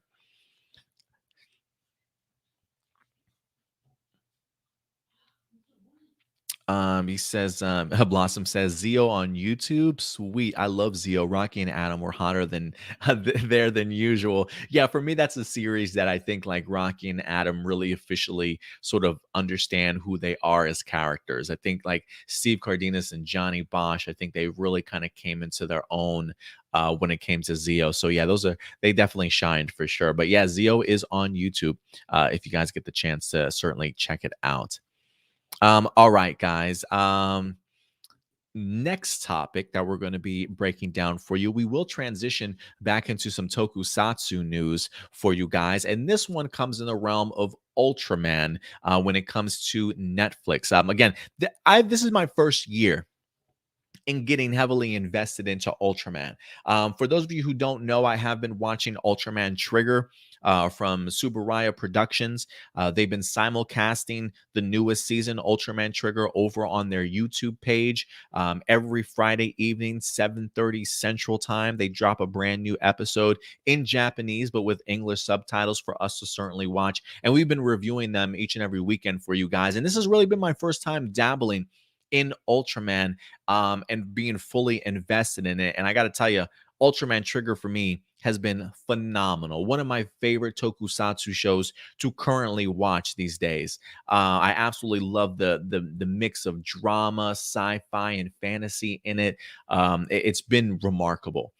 But there is other Ultraman shows out there, and one of the shows is an actual CGI animated series over on Netflix. If you guys are interested in dabbling in a little Ultraman, trying out something new, I would definitely go ahead and recommend it. Season 1 is currently up there. I think it dropped back in 2019. And since then, it's been relatively quiet until this past year when we did have the official announcement that a season 2 is finally headed this way when it comes to Ultraman. A couple of weeks ago, they wind up dropping this beautiful poster of Ultraman season 2. Looking like a bunch of Iron Man suits, if you will. But I'm eager to see what this is actually going to turn out to be. But this week, guys, we officially got ourselves a teaser trailer. A teaser trailer is certainly here. So, for those of you who haven't had the opportunity to check out Ultraman on Netflix, if you don't really know what the graphics look like, maybe don't really know what the tone or the character designs might look like, this is probably going to be a really great introduction for you. I will keep the audio off though, because I'm not trying to get no damn copyright claims. So Subaraya Productions, Netflix, go easy on me, man. I'm just trying to promote your show, okay? Go easy on me. So let's go ahead and dive into this. This article actually comes to us from the Tokusatsu Network, a great source for our Tokusatsu news. I always push 3 websites that I like to use. jefusion.com, which we're affiliated with. We actually post a lot of our videos on jefusion.com. Also, check out Toku Nation as a great source of news, and easily becoming one of my faves right now, tokusatsunetwork.com. It feels like they really keep up with a lot of that stuff. So let's go ahead and check this out, but this is from Tokusatsu Network. It says Netflix's Ultraman Season 2 teaser trailer has officially been released. It says on November 9th, Netflix held a Netflix Festival Japan 2021 alongside announcements for many other projects. A new teaser trailer for the second season of Ultraman was revealed. It says the trailer briefly showcases each of the 6 Ultra Brothers, including a new character in Kotaro Higashi, aka Ultraman Taro.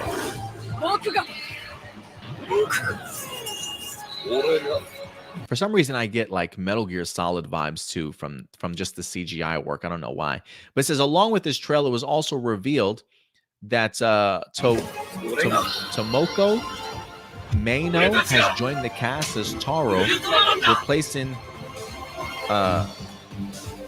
Tatsuhisa Suzuki in the role following his career hiatus. Oh, I'm glad that they brought this up because yes, the original voice actor for the series wind up departing. I think he also did the voice work for, was it Gigi and Zenkaiger?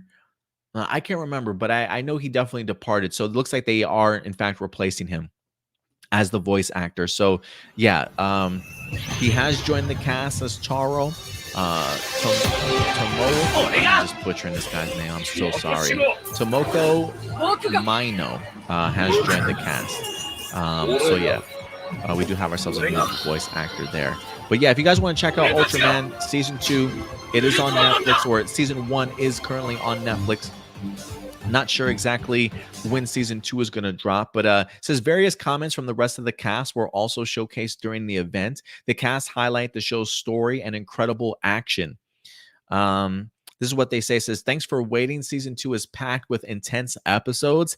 Please look forward to the 6 Ultraman heroes and their dynamic action. So we're going to be getting more costumes and more Ultraman to certainly feast our eyes on. It is set for a global release in spring of 2022. This new season will introduce Kotaro Higashi, a photographer who discovers the existence of aliens and eventually transforms into a superhuman being with the power of fire.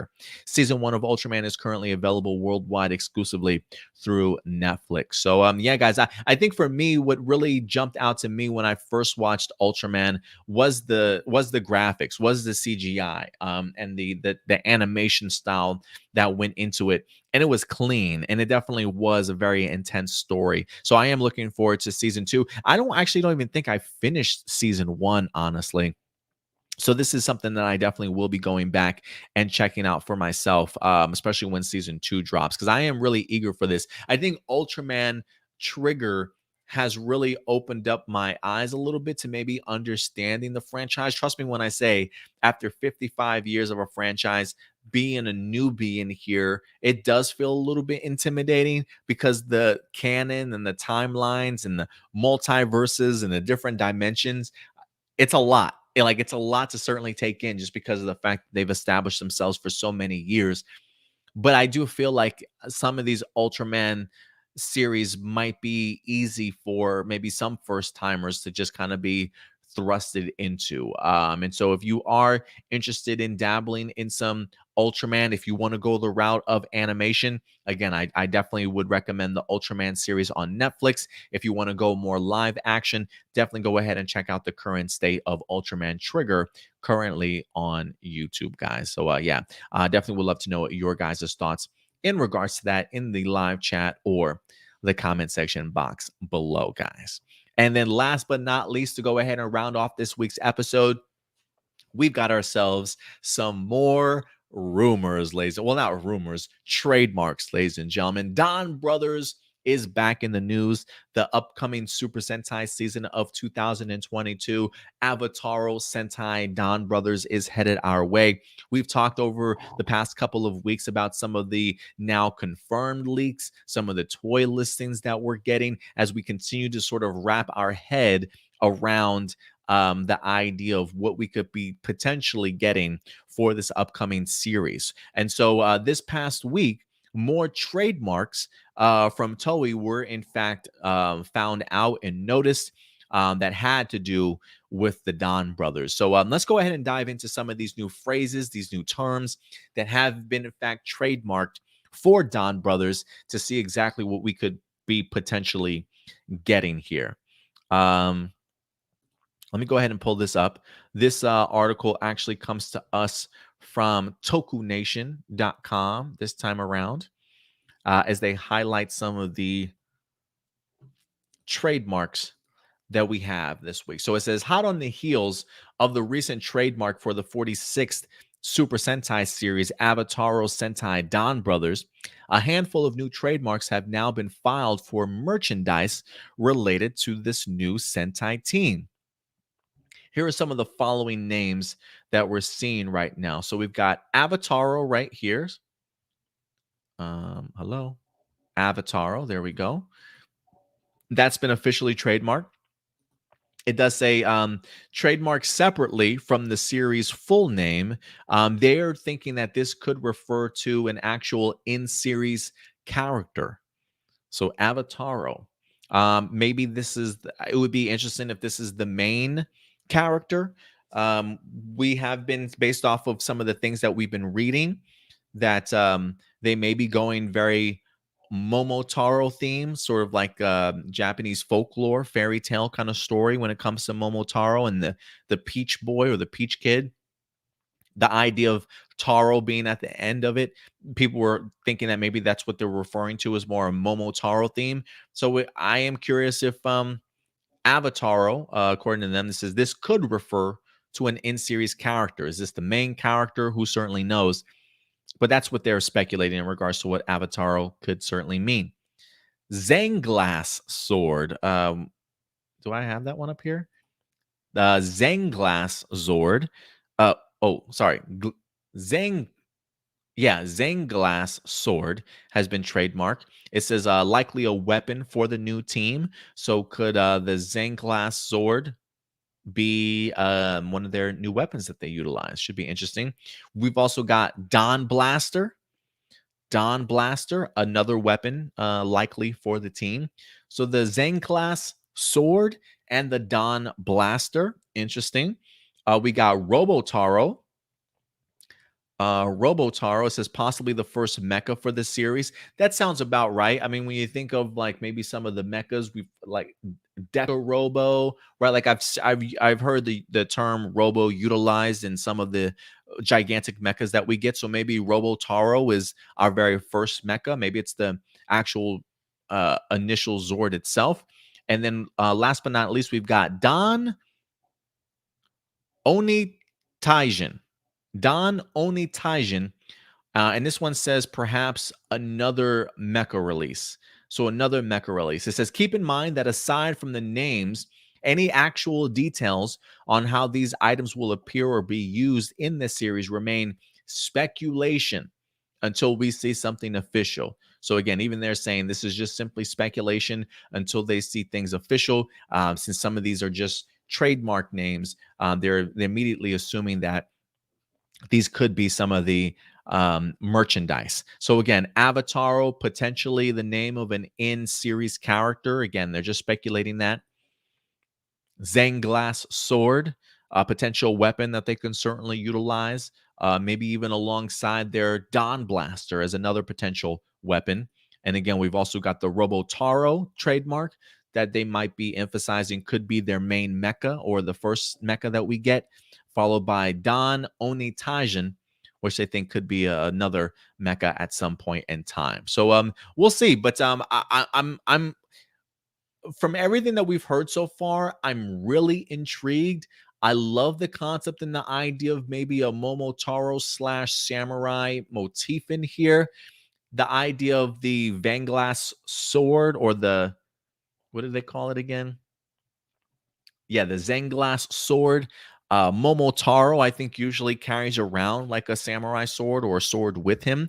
So it wouldn't be too far-fetched if that's like a main weapon or an item that's certainly used in here. The Don Blaster, I kind of dig the name of that. I would be interested to see what their gun certainly looks like. But I love some of the terms that we're definitely getting in here. And if Robotaro does turn out to be the mecha, I think that actually flows relatively well. I love the sound of it also, but I'm keeping my fingers crossed. I know that we're supposed to be having a press conference soon, I believe. I'll have to try and reach out to the real Matt Hunt whenever I get the chance, maybe sometime next week. I believe Homeboy is currently on vacation, so I'm certainly not trying to bother him or anything like that. But I will say I am looking forward to the press conference, to the reveal. At this point in time, I'm ready for the reveal. I think we've gotten the trademarks out of the way. We've gotten the rumors and stuff. I'm cool with what we've gotten so far. At this point in time, I'm just thinking to myself, yeah, I'm ready for this. I do think we might have some other rumors too. I believe I saved some of these, so give me a minute. I'm trying to see if I can find these again because there are additional rumors outside of the trademarks that dropped this week. The problem is just trying to figure out what have I talked about so far and what have I not. This I should have actually labeled these. Damn it, Adam, you're slacking, son. You're slacking. Heck, fuck it. I'm just gonna put all these. I'm just gonna pull all these up and just go through them and see. Let's see what we got. So from trademarks to some more rumors. Let's do it, guys. Let's see what we got here.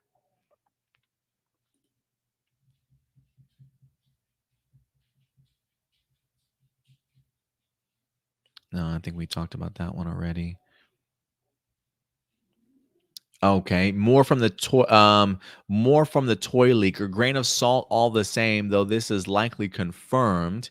Leaker clarifies that the best approximation of New Red's mouth plate is Ultraman 80. I'm not too familiar with Ultraman 80, so I don't really know. Maybe I should pull up a photo.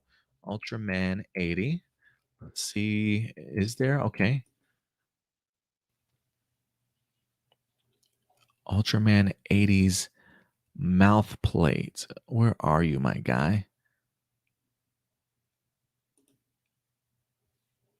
It's a pretty shitty mouth plate. No, I'm just kidding. Let me see if I can save this. Okay. I mean, it looks a little boring to me. But let's see what it actually looks like.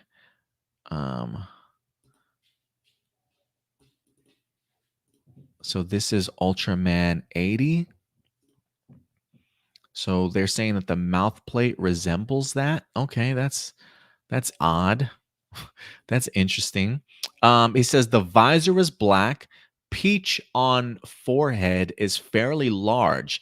They did say that I believe they mentioned the idea that he was going to have a peach visor, but it looks like maybe he's going to have an actual peach, a peach leaf perhaps on his forehead. It says it's fairly large. Chest armor is like Zenkaiser's, a protector armor versus something like a Shinken form. I'm glad that they clarified that because when I was thinking that there was some armor involved in the main character's design, I did my mind did go immediately to more a Shinken form from like Ninja or Shinkenger.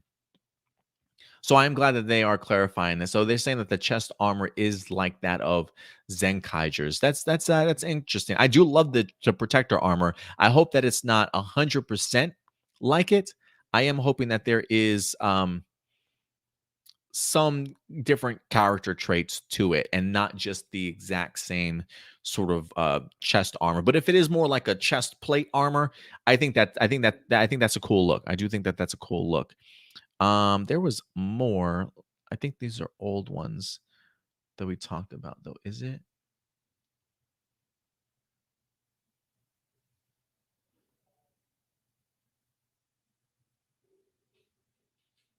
Our new red has a peach belt buckle. He also has a silver peach on his forehead. The leaves of said peach are his visors. Okay, so that would make sense because I did say I was like I thought they said that it was a peach leaf visor. So the peach leaf is the visor, but there's an actual according to it says there's actual peach on his forehead, which would go in collaboration with what we just read in the sense of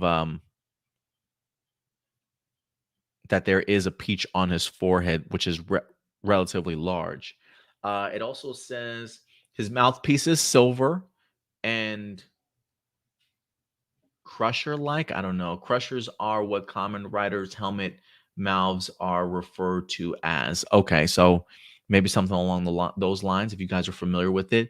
The front handle of his Gear-to-Linger light gun, a Gear-to-Linger light gun, has a time. Is that what this says? Has a time on it. His Sentai gear is. I'm trying to see if I can. This is hard for me to see. Let me see if I can pull this up, just actual photo wise. So I'm just trying to read it directly from the screen, but that's definitely not helping. So let me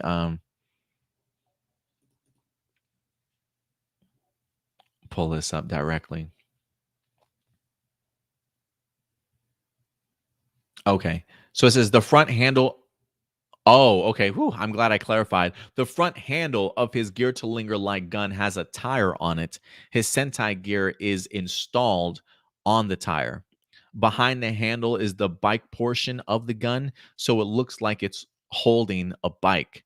There is a robot that looks like Zenkai Jurin, except with a bird face. And then there's also a small little detail at the bottom says, so maybe what happens is Jurin combines with the bike during Zenkaiger, but during Donbrothers, he gains a new form as the pheasant, hence Jurin Black.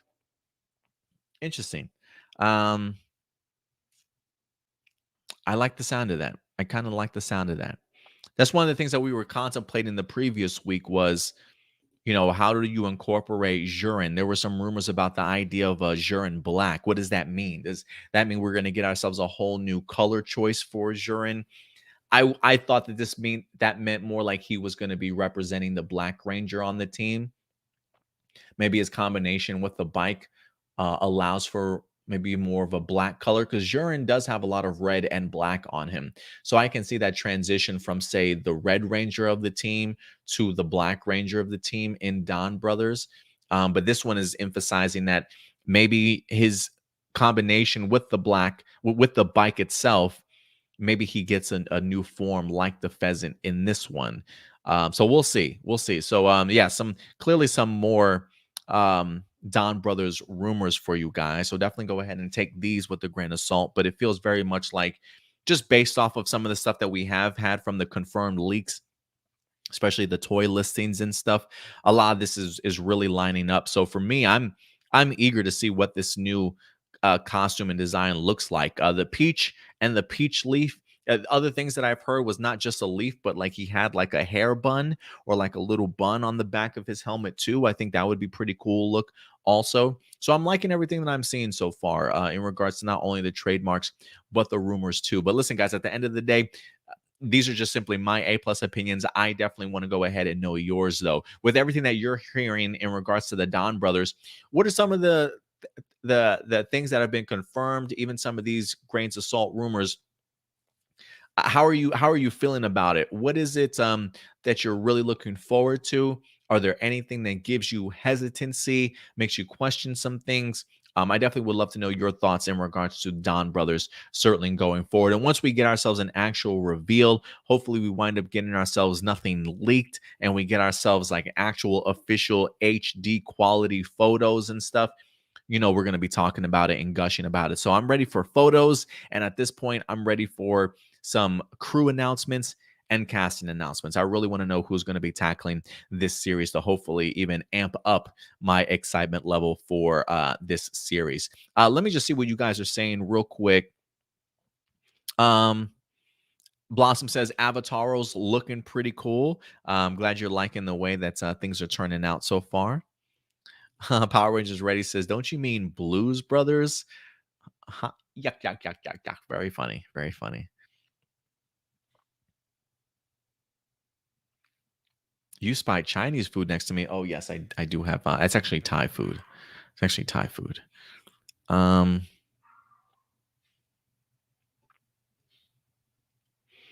Power Rangers Ready says, Adam, I just downloaded Shang-Chi for my cousin, sent me through email. So happy now. Looks great. Yeah, enjoy the movie, man. I absolutely love Shang-Chi. I wish you had gotten a chance to check it out in theaters, actually support the movie, but I'm glad you're finally getting a chance to see it for yourself. I loved watching it on the big screen. Blossom says, sometimes I think it's best to look at Super Sentai through the eyes of the child. Same for Power Rangers. Oh, absolutely. I definitely do agree with you. Sometimes I think me being older, um maybe I don't want to say blinds me, but maybe maybe more critical than anything. But I tend to really sit back and just like I try not to be critical while I'm watching the episode. I literally just sit back and watch it and enjoy it for what it is. Usually maybe on the second viewing I'm a little bit more critical and stuff, you know. I know a lot of these shows are simply just for kids, but as somebody that's kind of grown up on Power Rangers and stuff, you know, you want to see improvements, you want to see growth in the show that you're a big fan of, you know. So nothing wrong with critiquing a show, especially if you're a big fan of it, but also definitely in understanding that it is a kid show, right? So some things that may not necessarily hit for me may not necessarily have been meant for me in the first place, right? So I can't really come too hard on them, but it's a great perspective, Blossom, in regards to how to view Super Sentai and Power Rangers. All right, guys. And with that out of the way, we will officially wrap up all of our topics here today. So thank you very much, guys, for certainly joining us for all of our topics. But now we're going to be getting into your guys' live viewer questions. So let me go ahead and start pulling up some of these live viewer questions. I know I had a couple from last week that I wind up missing out on, but I will go ahead and dive into some of those. So let's see what we got here. I'm going to start off with the long ones first because we did have a couple from Marcelino last week. Marcelino, I'm going to try and get through this as quickly as I can, though. But Marcelino, he says, the original unused idea for Power Rangers Beast Morphers was way different with a few similarities. It was titled Cybercore and created by writer Amit Blomik. It would take place on the planet Mirinoi, the same planet where Lost Galaxy ended and the Ranger team resides. The character would include Devin being the main character who joined Grid Battle Force after his parents disappeared during the Vengeance project. Devin, Ravi, and Zoe's personalities were the same. Steel, Nate, Commander Shaw, Ben, and Betty would not exist. Instead, they were replaced by Jackie, Devin's more mature sister, Kelly, Devin's love interest, who worked at Grid Battle Force, Commander Miller with the Rangers' mentor, Commander Sinclair, um, Zoe's narcissistic father, and then the Silver Ranger would be Benjamin, Ravi's old friend, and is more loyal to Commander North than the Rangers. The Gold Ranger would be a girl named Kayla, a famous pop star that Grid Battle Force uses to repair their image to the public. Interesting. Blaze would be more cunning, less brash, and would be a hacker terrorist. Devin's best friend and obsessed with the Vengeance virus.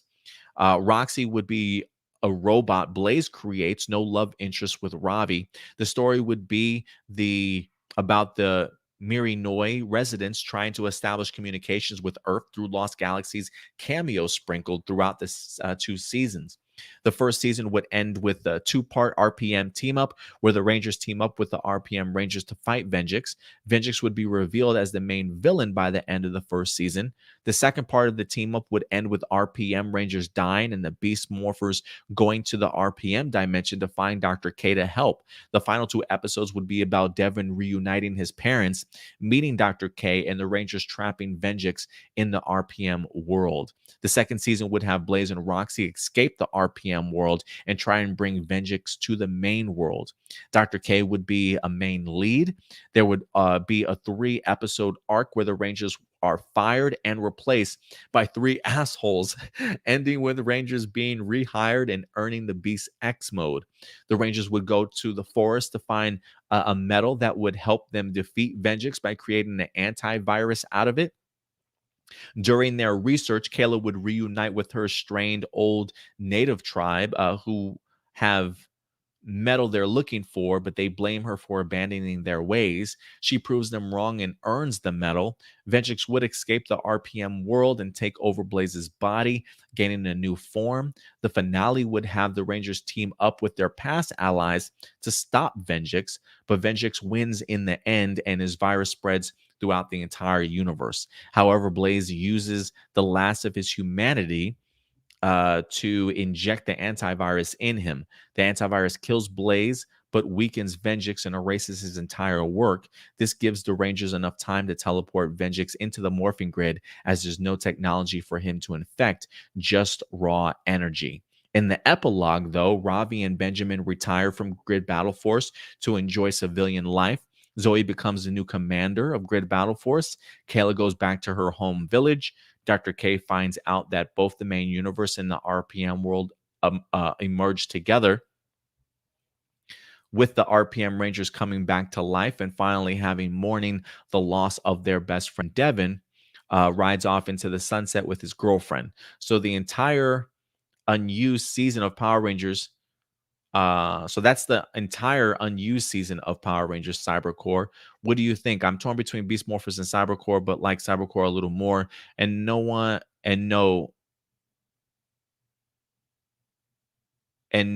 one of this is fan fiction, and this was a rough draft of what could happen. So I'm a little confused here, Marcelino. He says the original unused idea of Beast Morpher. So I'm assuming this particular writer is a real writer and actually put this together. I'm assuming this is an unused pitch idea. I would love a link to where you got this from. I would love to personally set my eyes on it and read it for myself, because this feels very fan fiction-y to me. But you're saying that it's not, that it was just a rough draft of what could have happened. I'm definitely still leaning towards Beast Morphers a little bit. This feels very convoluted and complicated in regards to trying to make it work. I do think a lot of things would have to come in play. I mean, we're talking definitely a ton of cameos for sure. Fucking COVID probably ruined a lot of this. I'll stick with Beast Morphers. There are cool concepts in here. Don't get me wrong. There are times it feels a little bit too fan fictiony and a little bit all over the place for me. So I'll stick with Beast Morphers, but it sounds good. It still sounds good. Adam Perea.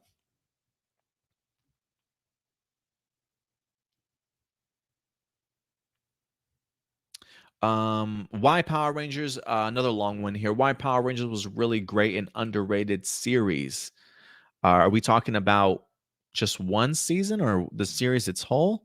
It says, first off, it was the first series to be magic themed, which was interesting. Or are you talking about Mystic Force? I don't know. He says, first off, it would be the first series to be magic themed, which was interesting because by the time Harry Potter was a huge craze, the first episode started with the huge fairy tale narration where the magic realm was established by five warriors called the Mystic Force. Okay, so there we go. That explains it. Each of the Rangers were introduced together after helping an old man find his friend who was missing. Each of the Rangers had quirks and believed that magic or anything paranormal was ridiculous. It was so cool that a lot of the Rangers did not know how to fight. A lot of them worked at a record store owned by the guy named Toby. For the first time, we were introduced to a female White Ranger since MMPR season 3. I don't know if that's true. We had Wild Force White, didn't we? Female. By a woman named Udana, who was actually the old man from earlier. She had the ability to grow giant size, which was homage to the Tommy and the Mutant Rangers. Korag, the Night Wolf, was too strong for her that he stole her magic wand, which kept her from morphing again till the season end. It was so funny when the Rangers got their morphers. They didn't want to look stupid walking around with wands. So Udana changed them to cell phones, which was unique about the series. Was that the Rangers could grow giant in their Zords from called Mystic Titans. We skip episodes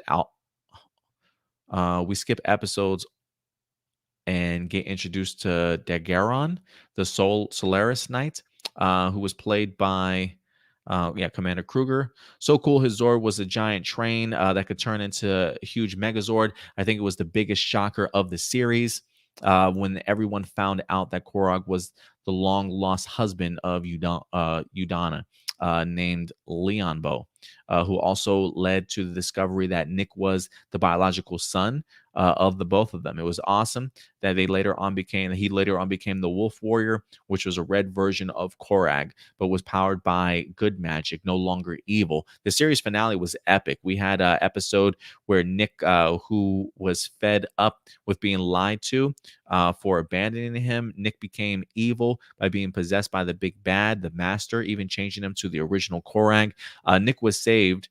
When Rangers lost their powers, the people of Briarwood and the magic realm came together and restored their powers by the power of magic. What is a sweet Shelley was the return of Rita Repulsa, who became the Mystic Mother, the Queen of Good Magic. This was a tribute to the actress of Super Sentai Bandora, aka Rita, who sadly passed away when Mystic Force's counterpart Magi Ranger was on the air. To conclude, Mystic Force was a fantastic series in the Disney era for being first magic based. I appreciate it, Adam Perea. I will say this, guys, these are some long emails, so can we like cut these in maybe half or get some of your thoughts a little bit more contained in regards to certain things? I don't mind reading some of these, but sometimes it's a draw, guys. It's a draw. So I appreciate your thoughts, but let's tighten these up a little bit. Let's tighten these up. Jessica Friedman says, with Power Rangers now on Netflix, do you think we'll finally see two Rangers kiss after all this time? I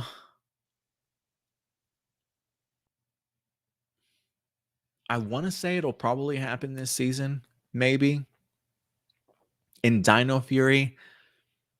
If not this season, eventually. Eventually. We almost had ourselves a kiss in Ninja Steel, but they removed it last minute. So I'll say, yeah, why not? I think Dino Fury might accomplish that. It's been a season of firsts so far. So it would not surprise me if they did it this season. But I expected, if not this season, then maybe next season.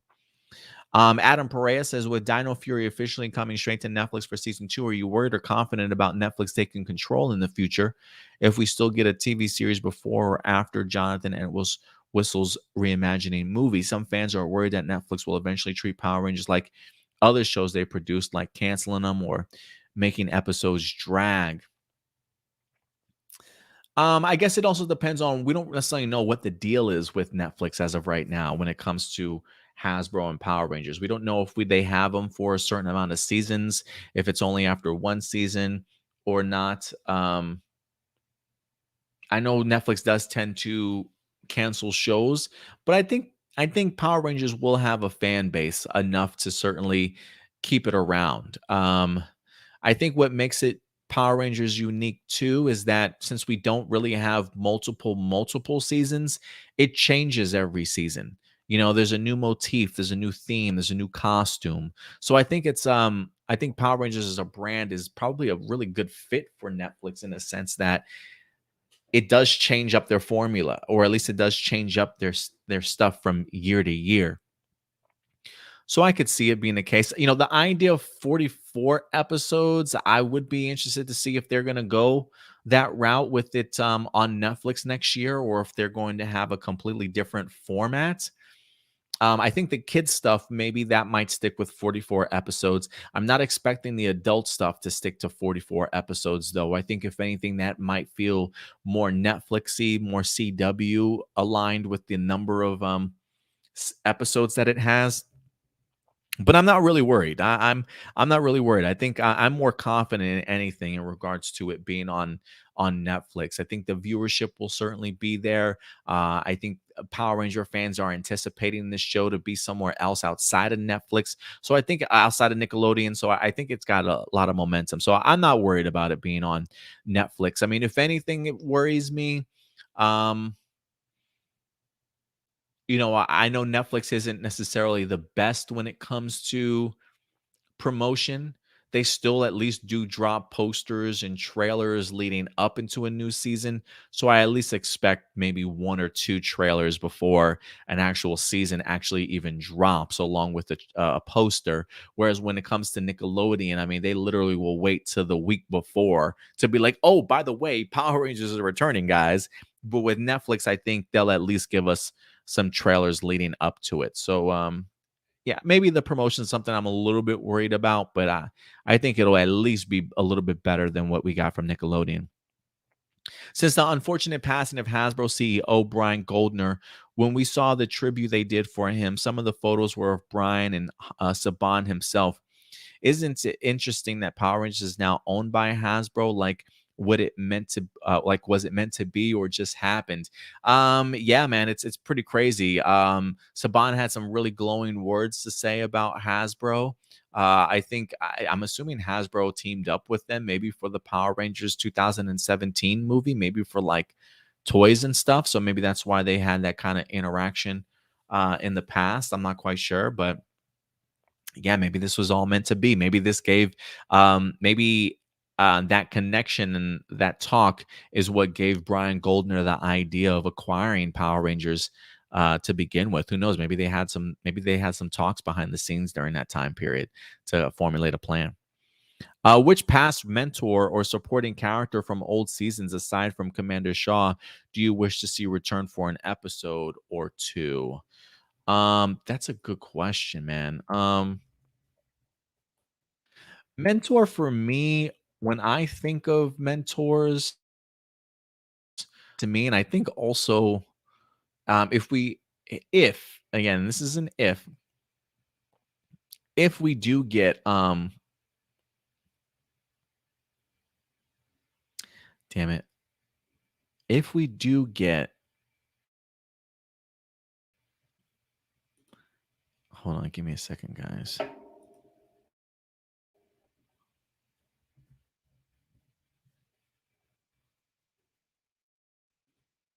If we do get, say, Zyuogher as our next adaptation, if there is any mentor that I certainly would like to come back, I would love to see RJ. I would love to see RJ make an appearance. Um, any of the characters, I think, for me, probably from Jungle Fury, I wouldn't mind having back as a mentor. I would be completely okay with that. RJ or even Casey, I would take either of them as a mentor for a future season. I would love to see it. Um, let's see here. Next couple of questions. Power Rangers Legacy. Since Hasbro Pulse 2021 has passed a few weeks ago, what were some of your favorite announcements from the event or even from the past Ranger conventions online and in person from years ago?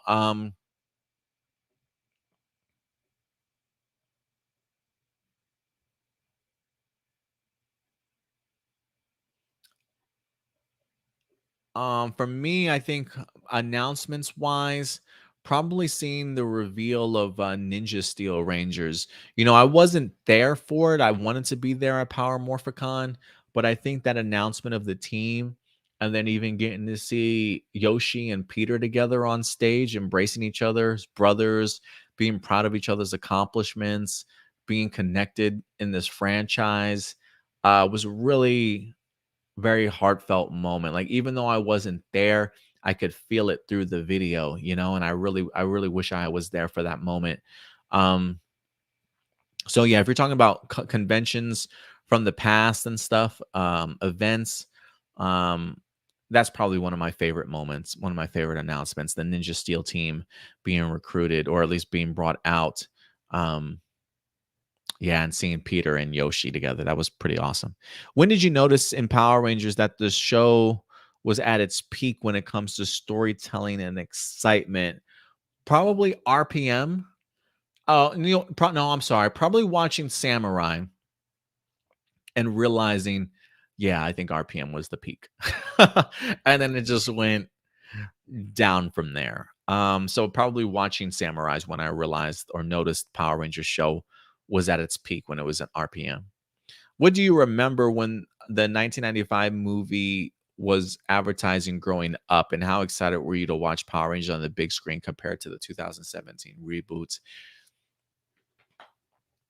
Probably more excited as a kid because I was thankful enough to be born and around during that the prime of MMPR. So I definitely was attached and hooked to the excitement of it. I think for me, I was kind of blown away as to how it felt like a movie, but also like the television show. It just felt like it was an expanded, like an expanded episode of Power Rangers, but just an incredible budget. But I just remember the excitement of going and checking it out and being a fan of it, certainly as a kid. But yeah, or maybe I was probably a teenager at that time, but I still certainly enjoyed it for certainly what it was. But yeah, even going back and rewatching the 1995 movie, we did a watch along for it a couple of years ago, and I gotta say, man, I still enjoyed that movie. It's not gonna win any awards anytime soon, but I feel like it still kind of holds up to as far as like true Power Rangers back in the day.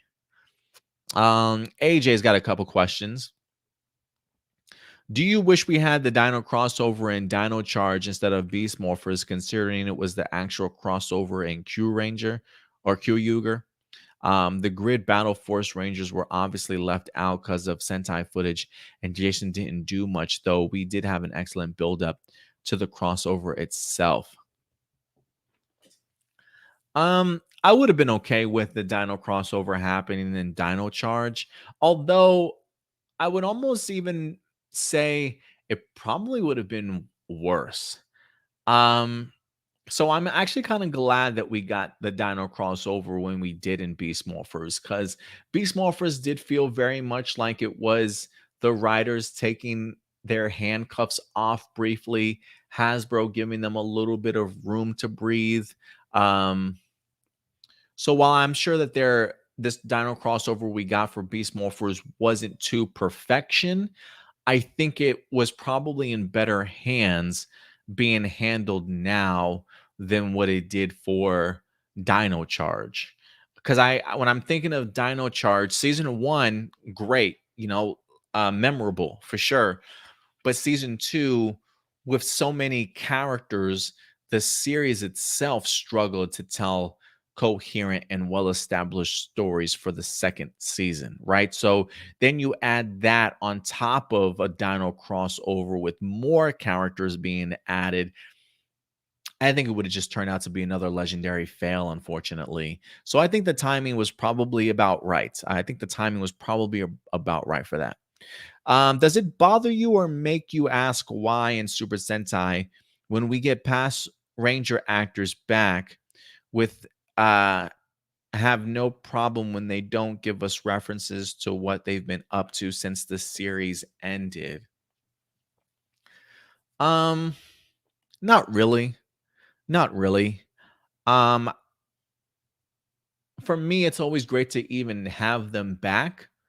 I don't necessarily need a full story as to what their life was up to before. I mean, if anything, maybe give me a 10 years movie for that. But if it's just a cameo, no, for me, I get the joy out of just even seeing them. For some people, I'm sure they probably would like to know a little bit more, but it doesn't really bother me or make me ask why or where they've been, like why they don't give us references. I think maybe that's just another story for another time. Have you heard of Power Rangers Energy Chasers? Yeah, it sounds super familiar. Which was a fanfic adapted Go Busters back in 2014. Yeah, I do remember that though. As part of an April Fool's joke and by surprise, Beast Morphers for the most part because what we wanted from Energy Chasers. My following question is: how do you feel when some seasons of Power Rangers end up being similar to a fan adaptation? And do you think we could see something like that again for next adaptation if there is one? So while I've heard of it, I haven't read the fanfic adaptation. So I'm not sure exactly what came over from Energy Chasers that match up to that of Beast Morphers. I don't even know if Beast Morphers and Chip Lynn and them, if they even bothered to read the Energy Chasers fan fiction and is like, yeah, we need to include that in the series. But sometimes maybe there's just an outline that's so obvious that maybe anybody can kind of follow that path as an outline, and then you eventually branch off to kind of create your own stories and stuff like that. So I don't really know. I don't really know when there's other times that I've seen Power Rangers match up to fan fiction because I don't really read fan fiction or fan adaptions of series. I just don't. But I'm sure there are certain things that would line up perfectly. Like just me and Stuart talking shit about what Dino Fury season 2 might turn into, right? I think there's a natural outline that you can figure from that that might be similar to what Dino Fury season 2 is going to eventually start off as, but maybe it branches off into its own thing. So I think it probably happens relatively often. But yeah. But I couldn't tell you like when it happens, unfortunately. Let's see here. Power Striker. What's up, Power Striker? What made you fall in love with Power Rangers and Super Sentai? Power Rangers, I think for me, my initial love was the martial arts. I think for me as a kid too, I think the high school setting worked really well. Um, when Power Rangers came out, I was probably early teens, maybe even preteens. I can't remember off the top of my head right now doing the math. But I think I just came into it at like the perfect setting, like I was eventually going to be transitioning to high school. I think I had already been introduced to like Jackie Chan. I can't remember when Rumble in the Bronx had eventually come out, but I remember being a big fan of martial arts. So the idea of Power Rangers tackling, doing, karate moves and stuff, I was a big fan of it. I think I even tried karate for like a season or like a year because of Power Rangers. Eventually fell off of it, but that the color combinations, I mean, the idea of seeing something like that was just new to me. I don't recall at the time having seen teenagers with attitude and people that can transform into like these superheroes, and then they jump into this gigantic ass monster. Like it was just something unreal, like I had never seen before. The music was great, the action was great, the pacing was always fun as a kid growing up and watching it, and it just eventually sucked me in. The characters eventually sucked me in, and yeah, and so that's where my initial love came from. I think the costumes and the martial arts drew me in, and then I eventually became fans of everything else. When it comes to Super Sentai, though, I think for me, I appreciated Super Sentai as I got older, and I needed more sort of grown up storylines to satisfy me. And seeing what Super Sentai was doing was really appealing to me. And so for me, it definitely allowed me to tap into the more adult storytelling aspect of things. But yeah, those are probably one of the reasons why I fell in love with both of those. Why do you think Megaforce and Ninja Steel are considered two of the worst series in Power Rangers? It just feels like a very censorship season, a very safe season, not really taking any risks, falling back on your traditional formula, but also not pushing the envelope in any way or another. I feel like those seasons really took Power Rangers back like a decade in storytelling, if not more. Treated like kids like they were idiots. Um, and it just didn't work for me. Just way too many handcuffs. Those seasons just had way too many handcuffs, whether from Saban or Nickelodeon. What do you want to see in the finale of the first season of Dino Fury? An epic Void Knight battle? I really want to see an epic Void Knight battle. I would love a cliffhanger, whether that be in regards to Santora or maybe even the Amelia story, things coming to fruition a little bit. Um, I would like to see either another fallout between Zato and Aiyon, or at least another revelation that really shakes them sort of to the core. Yeah, those are the two things that I know for a fact that I definitely would love to see. Something epic with Void Knight in a big battle, maybe some revelations or cliffhanger stuff in regards to Santora and Amelia. And then on the other side of things, um, yeah, whatever else I just said. So yeah, a couple things I would like to see when it comes to that. Um, And like backstory, like I want to see more of Void Knight's story revealed. I don't know if we're gonna get that this season or if we're gonna get that next season or not, but I definitely would like to see more of that. L'Oreal says, before I forget, how's little Noah? He's doing great. My son is doing good. Every time we go and see him, the doctors are saying, he's doing really good. He's everything hasn't really had any setbacks and stuff, and seems like he's going in the correct direction. Um, he was born 3 pounds, 3.5 pounds, 3.5 pounds. They do say that most babies, once they're born, they do tend to lose a little bit weight. So he did lose a little bit weight, but he's gained it back and more. Because yesterday he weighed in at like 3.7 pounds. It's crazy. I've been, you know, leading up to his birth, I've always, in talking to him while even when he was in his mom's stomach, I always urged him to be a fighter and to be strong. I've always thought Cindy, his mom, was extremely strong, probably even stronger than she even gives her own credit for sometimes. But I see it in her, seeing how she's handled this pregnancy, all the pain and the discomfort that she had to go through for the past couple of months. I think if anything, I think he's going to be a fighter and I think he's going to be strong. And I just, when I see him, I just remind him, be strong for us. Be strong. You got this. You're going to push through.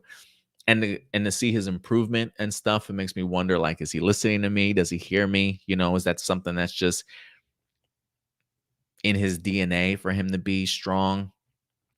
But the fact that the nurses are all saying that he's been doing great just gives me comfort to know that maybe he is listening to me, or maybe he can hear me or understand me to a certain extent. But I'm ready to bring him home, man. Like, the idea of having to wait another 4 or 5 weeks is just it pulls at your heart, especially when you get the opportunity to actually see him in there.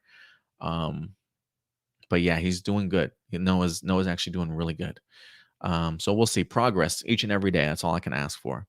Aiyon, you also say Aiyon is Trey cool, but in this episode, he was more of a dingus than Ali was previously, huh? Yeah, a little. I love that term, dingus. I feel like I don't hear it very often anymore, L'Oreal, but you've brought it back and you've made it your own. The fact that he's a dingus. Yeah, definitely dingus moves in here for sure, but more like definitely not on the level of Ollie. Like, Ollie was more of a dick than a dingus in the previous episode. But yeah, not so smart, not the brightest. Just being overwhelmed by all the fans. You know what I'm saying? Wasn't it amazing that the Fire Zord and Ion Zord combined together?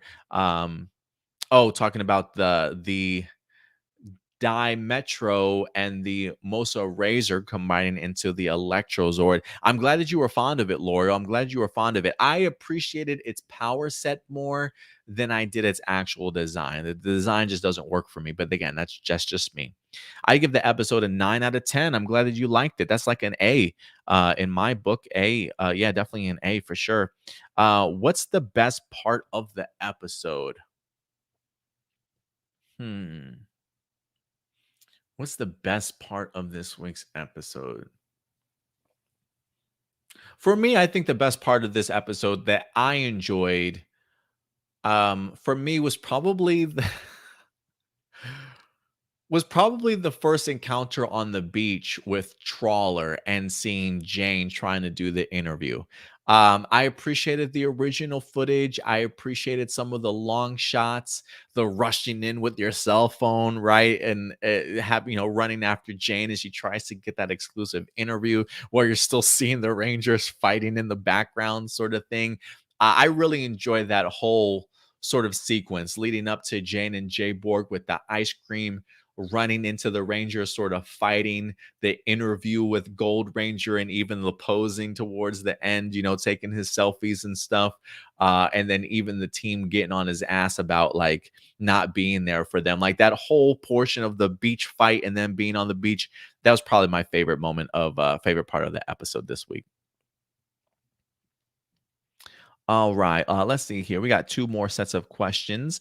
Doomsday, which final battle do you personally think is the most badass one? I'm trying to which final battle and which season are you referring to? I'm assuming you're like as a series as a whole, that would be I mean, that's difficult for me. I want to say actually final battle for some reason the battle that's really jumping out at me when I think of it is Lost Galaxies with Leo's battle towards the end. I thought that was pretty effing epic. That one like for me stuck in my head. But I'm sure there's probably some other ones out there. Um I'll go with that one for now, though. Doomsday. Do you wish we could see Brendan Mejia backwards talking talent in Dino Charge? No, I don't. I don't need to see that because then it just sounds demonic. Like anything that's being said backwards just sounds like it's coming from like a demon inside of your chest or something. Like, what are you talking about? Like when you play records backwards, they sound so incredibly weird. I haven't had a chance to hear Brendan Mejia's backwards talking. I didn't even know that was a thing. I always thought like his circus act of doing handstands on people was enough. But homeboy's talking backwards now. We might need to have ourselves an exorcism, Brendan. We might have to have an intervention and sit down with you, my guy. Who do you think was the best and or worst Black or Green Ranger?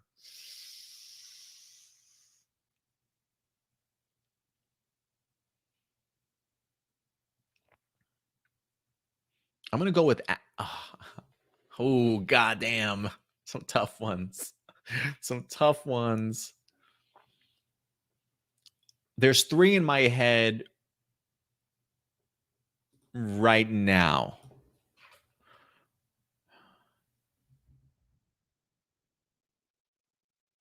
There's three in my head right now. Um, Outside of the obvious of Tommy, give me Adam, give me Jake, and give me Danny. Yeah. Give me Adam, Danny for Wild Force, and Jake. I'll even give Jake from Mega Force. Not a fan of the series. Love him as a character, though. Love him as a character, though. You can even put Homeboy from Ninja Storm in there, too. Green. Cam. You can put Cam on that list, too. Some solid ones. Worst ones, though? I didn't care for Mystic Forces Green. I'm sorry. I just didn't care for him. Can't remember his name off the top of my head though. It's just forgettable. Wasn't a big fan of Carlos either, guys. Sorry. Yeah. Don't at me. Don't at me, by the way. Just giving you my opinion. Um, I'm sure that they're favorites to somebody out there. And if they are, more power to you guys. Keep supporting them. Johnny Marrero's got the last three questions here for the day. As we're about to push 3 hours here. And then I gotta drive to a meeting. Johnny, he's got 3 questions. Get him a body bag. Yeah. If Zyuogher potentially becomes a 30th anniversary series for PR, do you think there's a chance for a female Red Ranger to happen this time? No, I think this time stick to the status quo that we got. Because I kind of really want to see blue and white as females in Zyuogher. At least I really loved. Was it the snow leopard and the shark? I believe I really dug those as female characters. So this is Zyuogher's one season I really would like to see them keep true to the status quo. So I say keep the 3 males and the 3 females the way that they were. Do you think Hasbro still has something planned for the 30th anniversary of Power Rangers? Yes, I do believe so. I think based off of again, this is just based off of what Joe from the Illuminati has mentioned to me in conversation, is that he's under the impression, I think he's mentioned this on his show too, that he's under the impression that Hasbro does have something planned for the 30th anniversary, and it's not even necessarily Zyuogher. Like they're in the sense that there's something else planned for the 30th anniversary outside of Zyuogher also. Now, whether or not that eventually the trigger gets pulled, trust me, this plenty of time till we get to that 30th anniversary, so things can definitely change. But according to him, he does say that they do have something special going on behind the scenes in regards to the 30th anniversary. I was thinking that maybe it was that I could be wrong, but there was a part of me that's kind of hoping that it's that revival series that David Yost mentioned. Something always wants me to say Quantum Mania, but that's the next damn Ant-Man movie. But I want to say that David Yost did talk a little bit about a revival series for Power Rangers that he was writing. I don't know how far along that's come or if he's dropped that idea. But I wouldn't mind a reunion series, a limited series or something like that for the 30th anniversary. But who knows? Maybe they might have something else planned. Do you think that the possible Zyuogher adaptation might lead to becoming a sequel to Beast Morphers? Because let's be fair, Beasts. What? Let's be fair. Beast Morphers saved. Oh, Beast Morphers saved Power Rangers. I definitely do think that there's room in there to bring back Beast Morphers. I don't know if I would. Could you make it as a sequel? You could. You could. Um, I don't know if I would go that route so much as I would try and make. I guess, look, you could make it as a quasi sequel to not only Beast Morphers but Jungle Fury to Wild Force. I'm sure there are probably elements from those 3 seasons that you could probably take and put into one, right? Like we've got a bunch of animals from Zyuogher. Zyuogher also had sort of that Minecraft blocks sort of motif, which when I think of it does bring me back to video games. And when we know Devin loves him some video games. So who's to say that like Devin as the new commander like didn't incorporate some of his own ideas and concepts into the new Zord, you know what I'm saying, into the Zyuogher Zord that we wind up getting. Like little things like that I think could go a long way. Like who designed this blocky thing? And then when you hear it's Devin and you realize his connection to video games, maybe it makes a little bit more sense, right? So I do think that there are some connections that could be made. Do I want it to see it as Beast Morphers 2.0? Probably not. But some connective tissues, I think I would be completely on board with. I think that would be enough for me. But you guys know I'm a big fan of the Beast Morphers cast. Anytime and any excuse that we have to bring them back, I would absolutely love it. Because as much as we love the cast of Dino Fury, my love for what some people have for Dino Fury cast is the same love that I had for Beast Morphers and a group of characters that I really would have loved to have seen us grow with and things like that. Look, there's a part of me that's still keeping my fingers crossed that, listen, if we are going to get Zyuogher, again, if it's a possibility that we do get Zyuogher, I'm crossing my fingers and hoping, can we please get the Dino Fury actors back if that's the case, right? Like if this is, I don't want to say a throwaway season, but like a buffer season perhaps. Can we just upgrade their abilities and move on to like a new power set for them, sort of thing? I kind of miss that. And I feel like that's something that Super Sentai might be utilizing now in the idea of bringing Zenkaiser and Jurin over into the new season, right? That connective tissue. I wouldn't mind that. I would love to see the Dino Fury cast come back for Zyuogher and get power upgrades. But yeah, so maybe not Beast Morphers 2.0, but some connective tissues I think definitely go a long way. All right, guys. I think other than that, I think that's all the questions that we have today. If anything, I will jump into maybe some last minute comments that you guys have. JB says, Wes says, I still miss Zordon. I feel you there, man. I feel you there.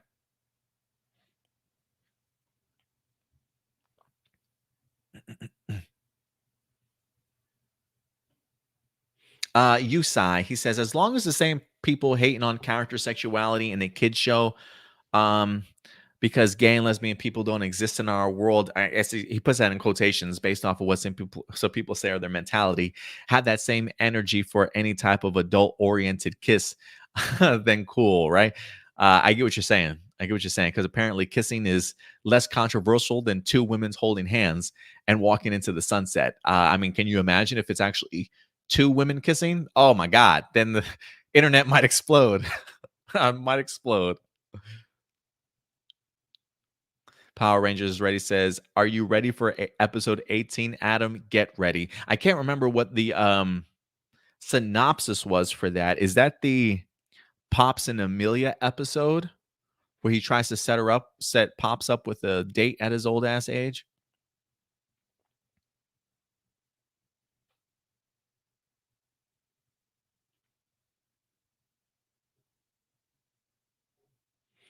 Elliot, what's up, Elliot? He says, "Is there still Zyuogher rumors?" Yeah, we talked about it at the second article of the day. I think it was probably after the 1 hour mark. If anything, once this episode wraps, maybe not right away, but by the end of the day, I'll have some timestamps up on the video so you guys can kind of navigate through the 3 hours to find any topics you want to revisit. But it was right after our Dino Fury review, Elliot, if you decide to revisit the video.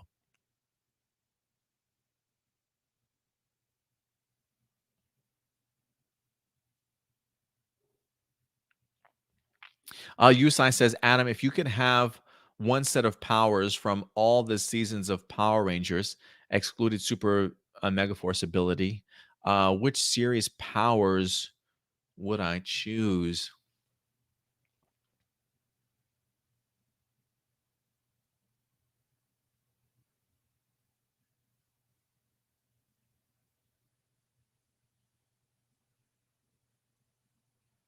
Hmm. There's a few. I actually, there's probably a few. Zeo would be cool. I was about to say Time Ranger. Time Force would be cool. Hell, I'll even take Samurai to be perfectly honest with you,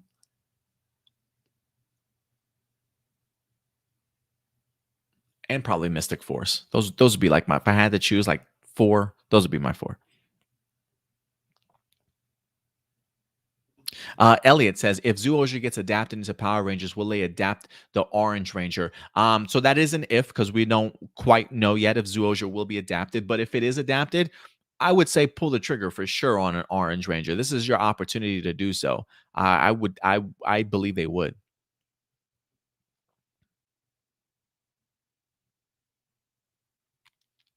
JB says, West says, wow, a teenager when Power Rangers came out. I was so young. I'm trying to remember what year was it? Was it 93? 95?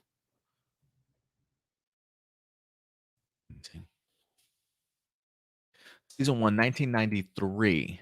So that's right, because the movie was 95. So it came out. Okay. So first episode date, August of 1993. So I was 10. I was about to go on 11. So I was 10 years old when Power Rangers dropped. So yeah, I was like teenager, or I was like maybe preteen. So yeah, I was 10 years old, about to turn 11 when it dropped.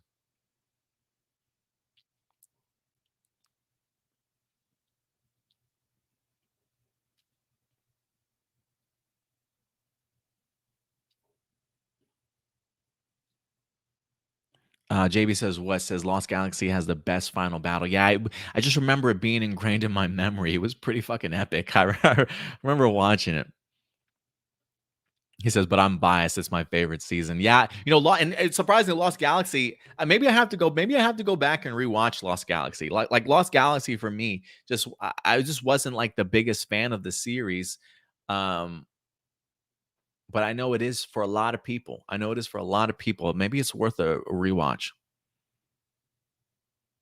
Power Rangers Ready says, I really want to see if Void Knight's armor does possess people like Guy Sorg or just give him power. I do want to know the history of the armor and how Zato knew about it. Me too, Power Rangers Ready. I'm right there with you. I would like to see if there's more to this armor than we know as of right now.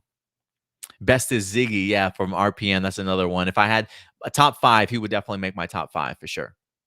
Because I think I only named four. So yeah, throw Ziggy in there. No, I would never say Bridge is gonna be as the worst Green Ranger. No, not at all.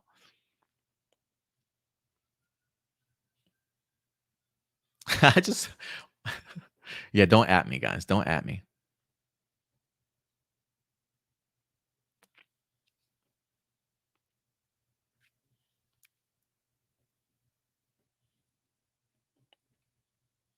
Enigma, what's up, Enigma? Good seeing you here.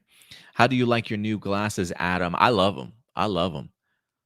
I really do. I'm glad that I got me a new pair. I originally got a new pair. The girlfriend was telling me I should get a new pair of glasses because we wanted to take some baby photos. We wanted to take, like, get like a photographer and stuff together while she was preggo.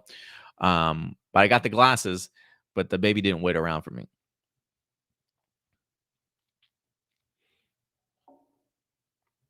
Johnny says Lord Zed for Zyuogher Adaption as a main villain. We'll see. We'll see if the Dino Fury Rangers defeat him by the end of season 2. I think that'll give us a better idea of if Lord Zed will rear his ugly head again at any particular point in time. But season 2 is, if season 2 is anything like Beast Morphers season 2, we might be in for a treat. Maybe more second half of season 2 than first half of season 2 for Beast Morphers. But it definitely ended on a fantastic note. So I'm hoping that they keep that same energy, to certainly say the least. But guys, other than that, that's going to do it for us here today. So thank you very much for certainly joining us for a brand new episode of A Plus More Phenomenal here live every Saturday, going live at noon Central Time for you guys today. Again, next weekend is in fact our baby shower. Not sure exactly what time it is, but it may interfere with a live episode of A Plus More Phenomenal. So throughout the week, I'll definitely be more heads up in regards to news that winds up dropping, and try and get maybe episode 18's review out to you guys sooner than the weekend, and maybe or maybe an A Plus More Phenomenal episode maybe a little bit earlier in the week instead of necessarily on Saturday, like maybe a Friday night or something like that. But I'll definitely keep you guys posted as the rest of the week goes on. But again, please be patient with me.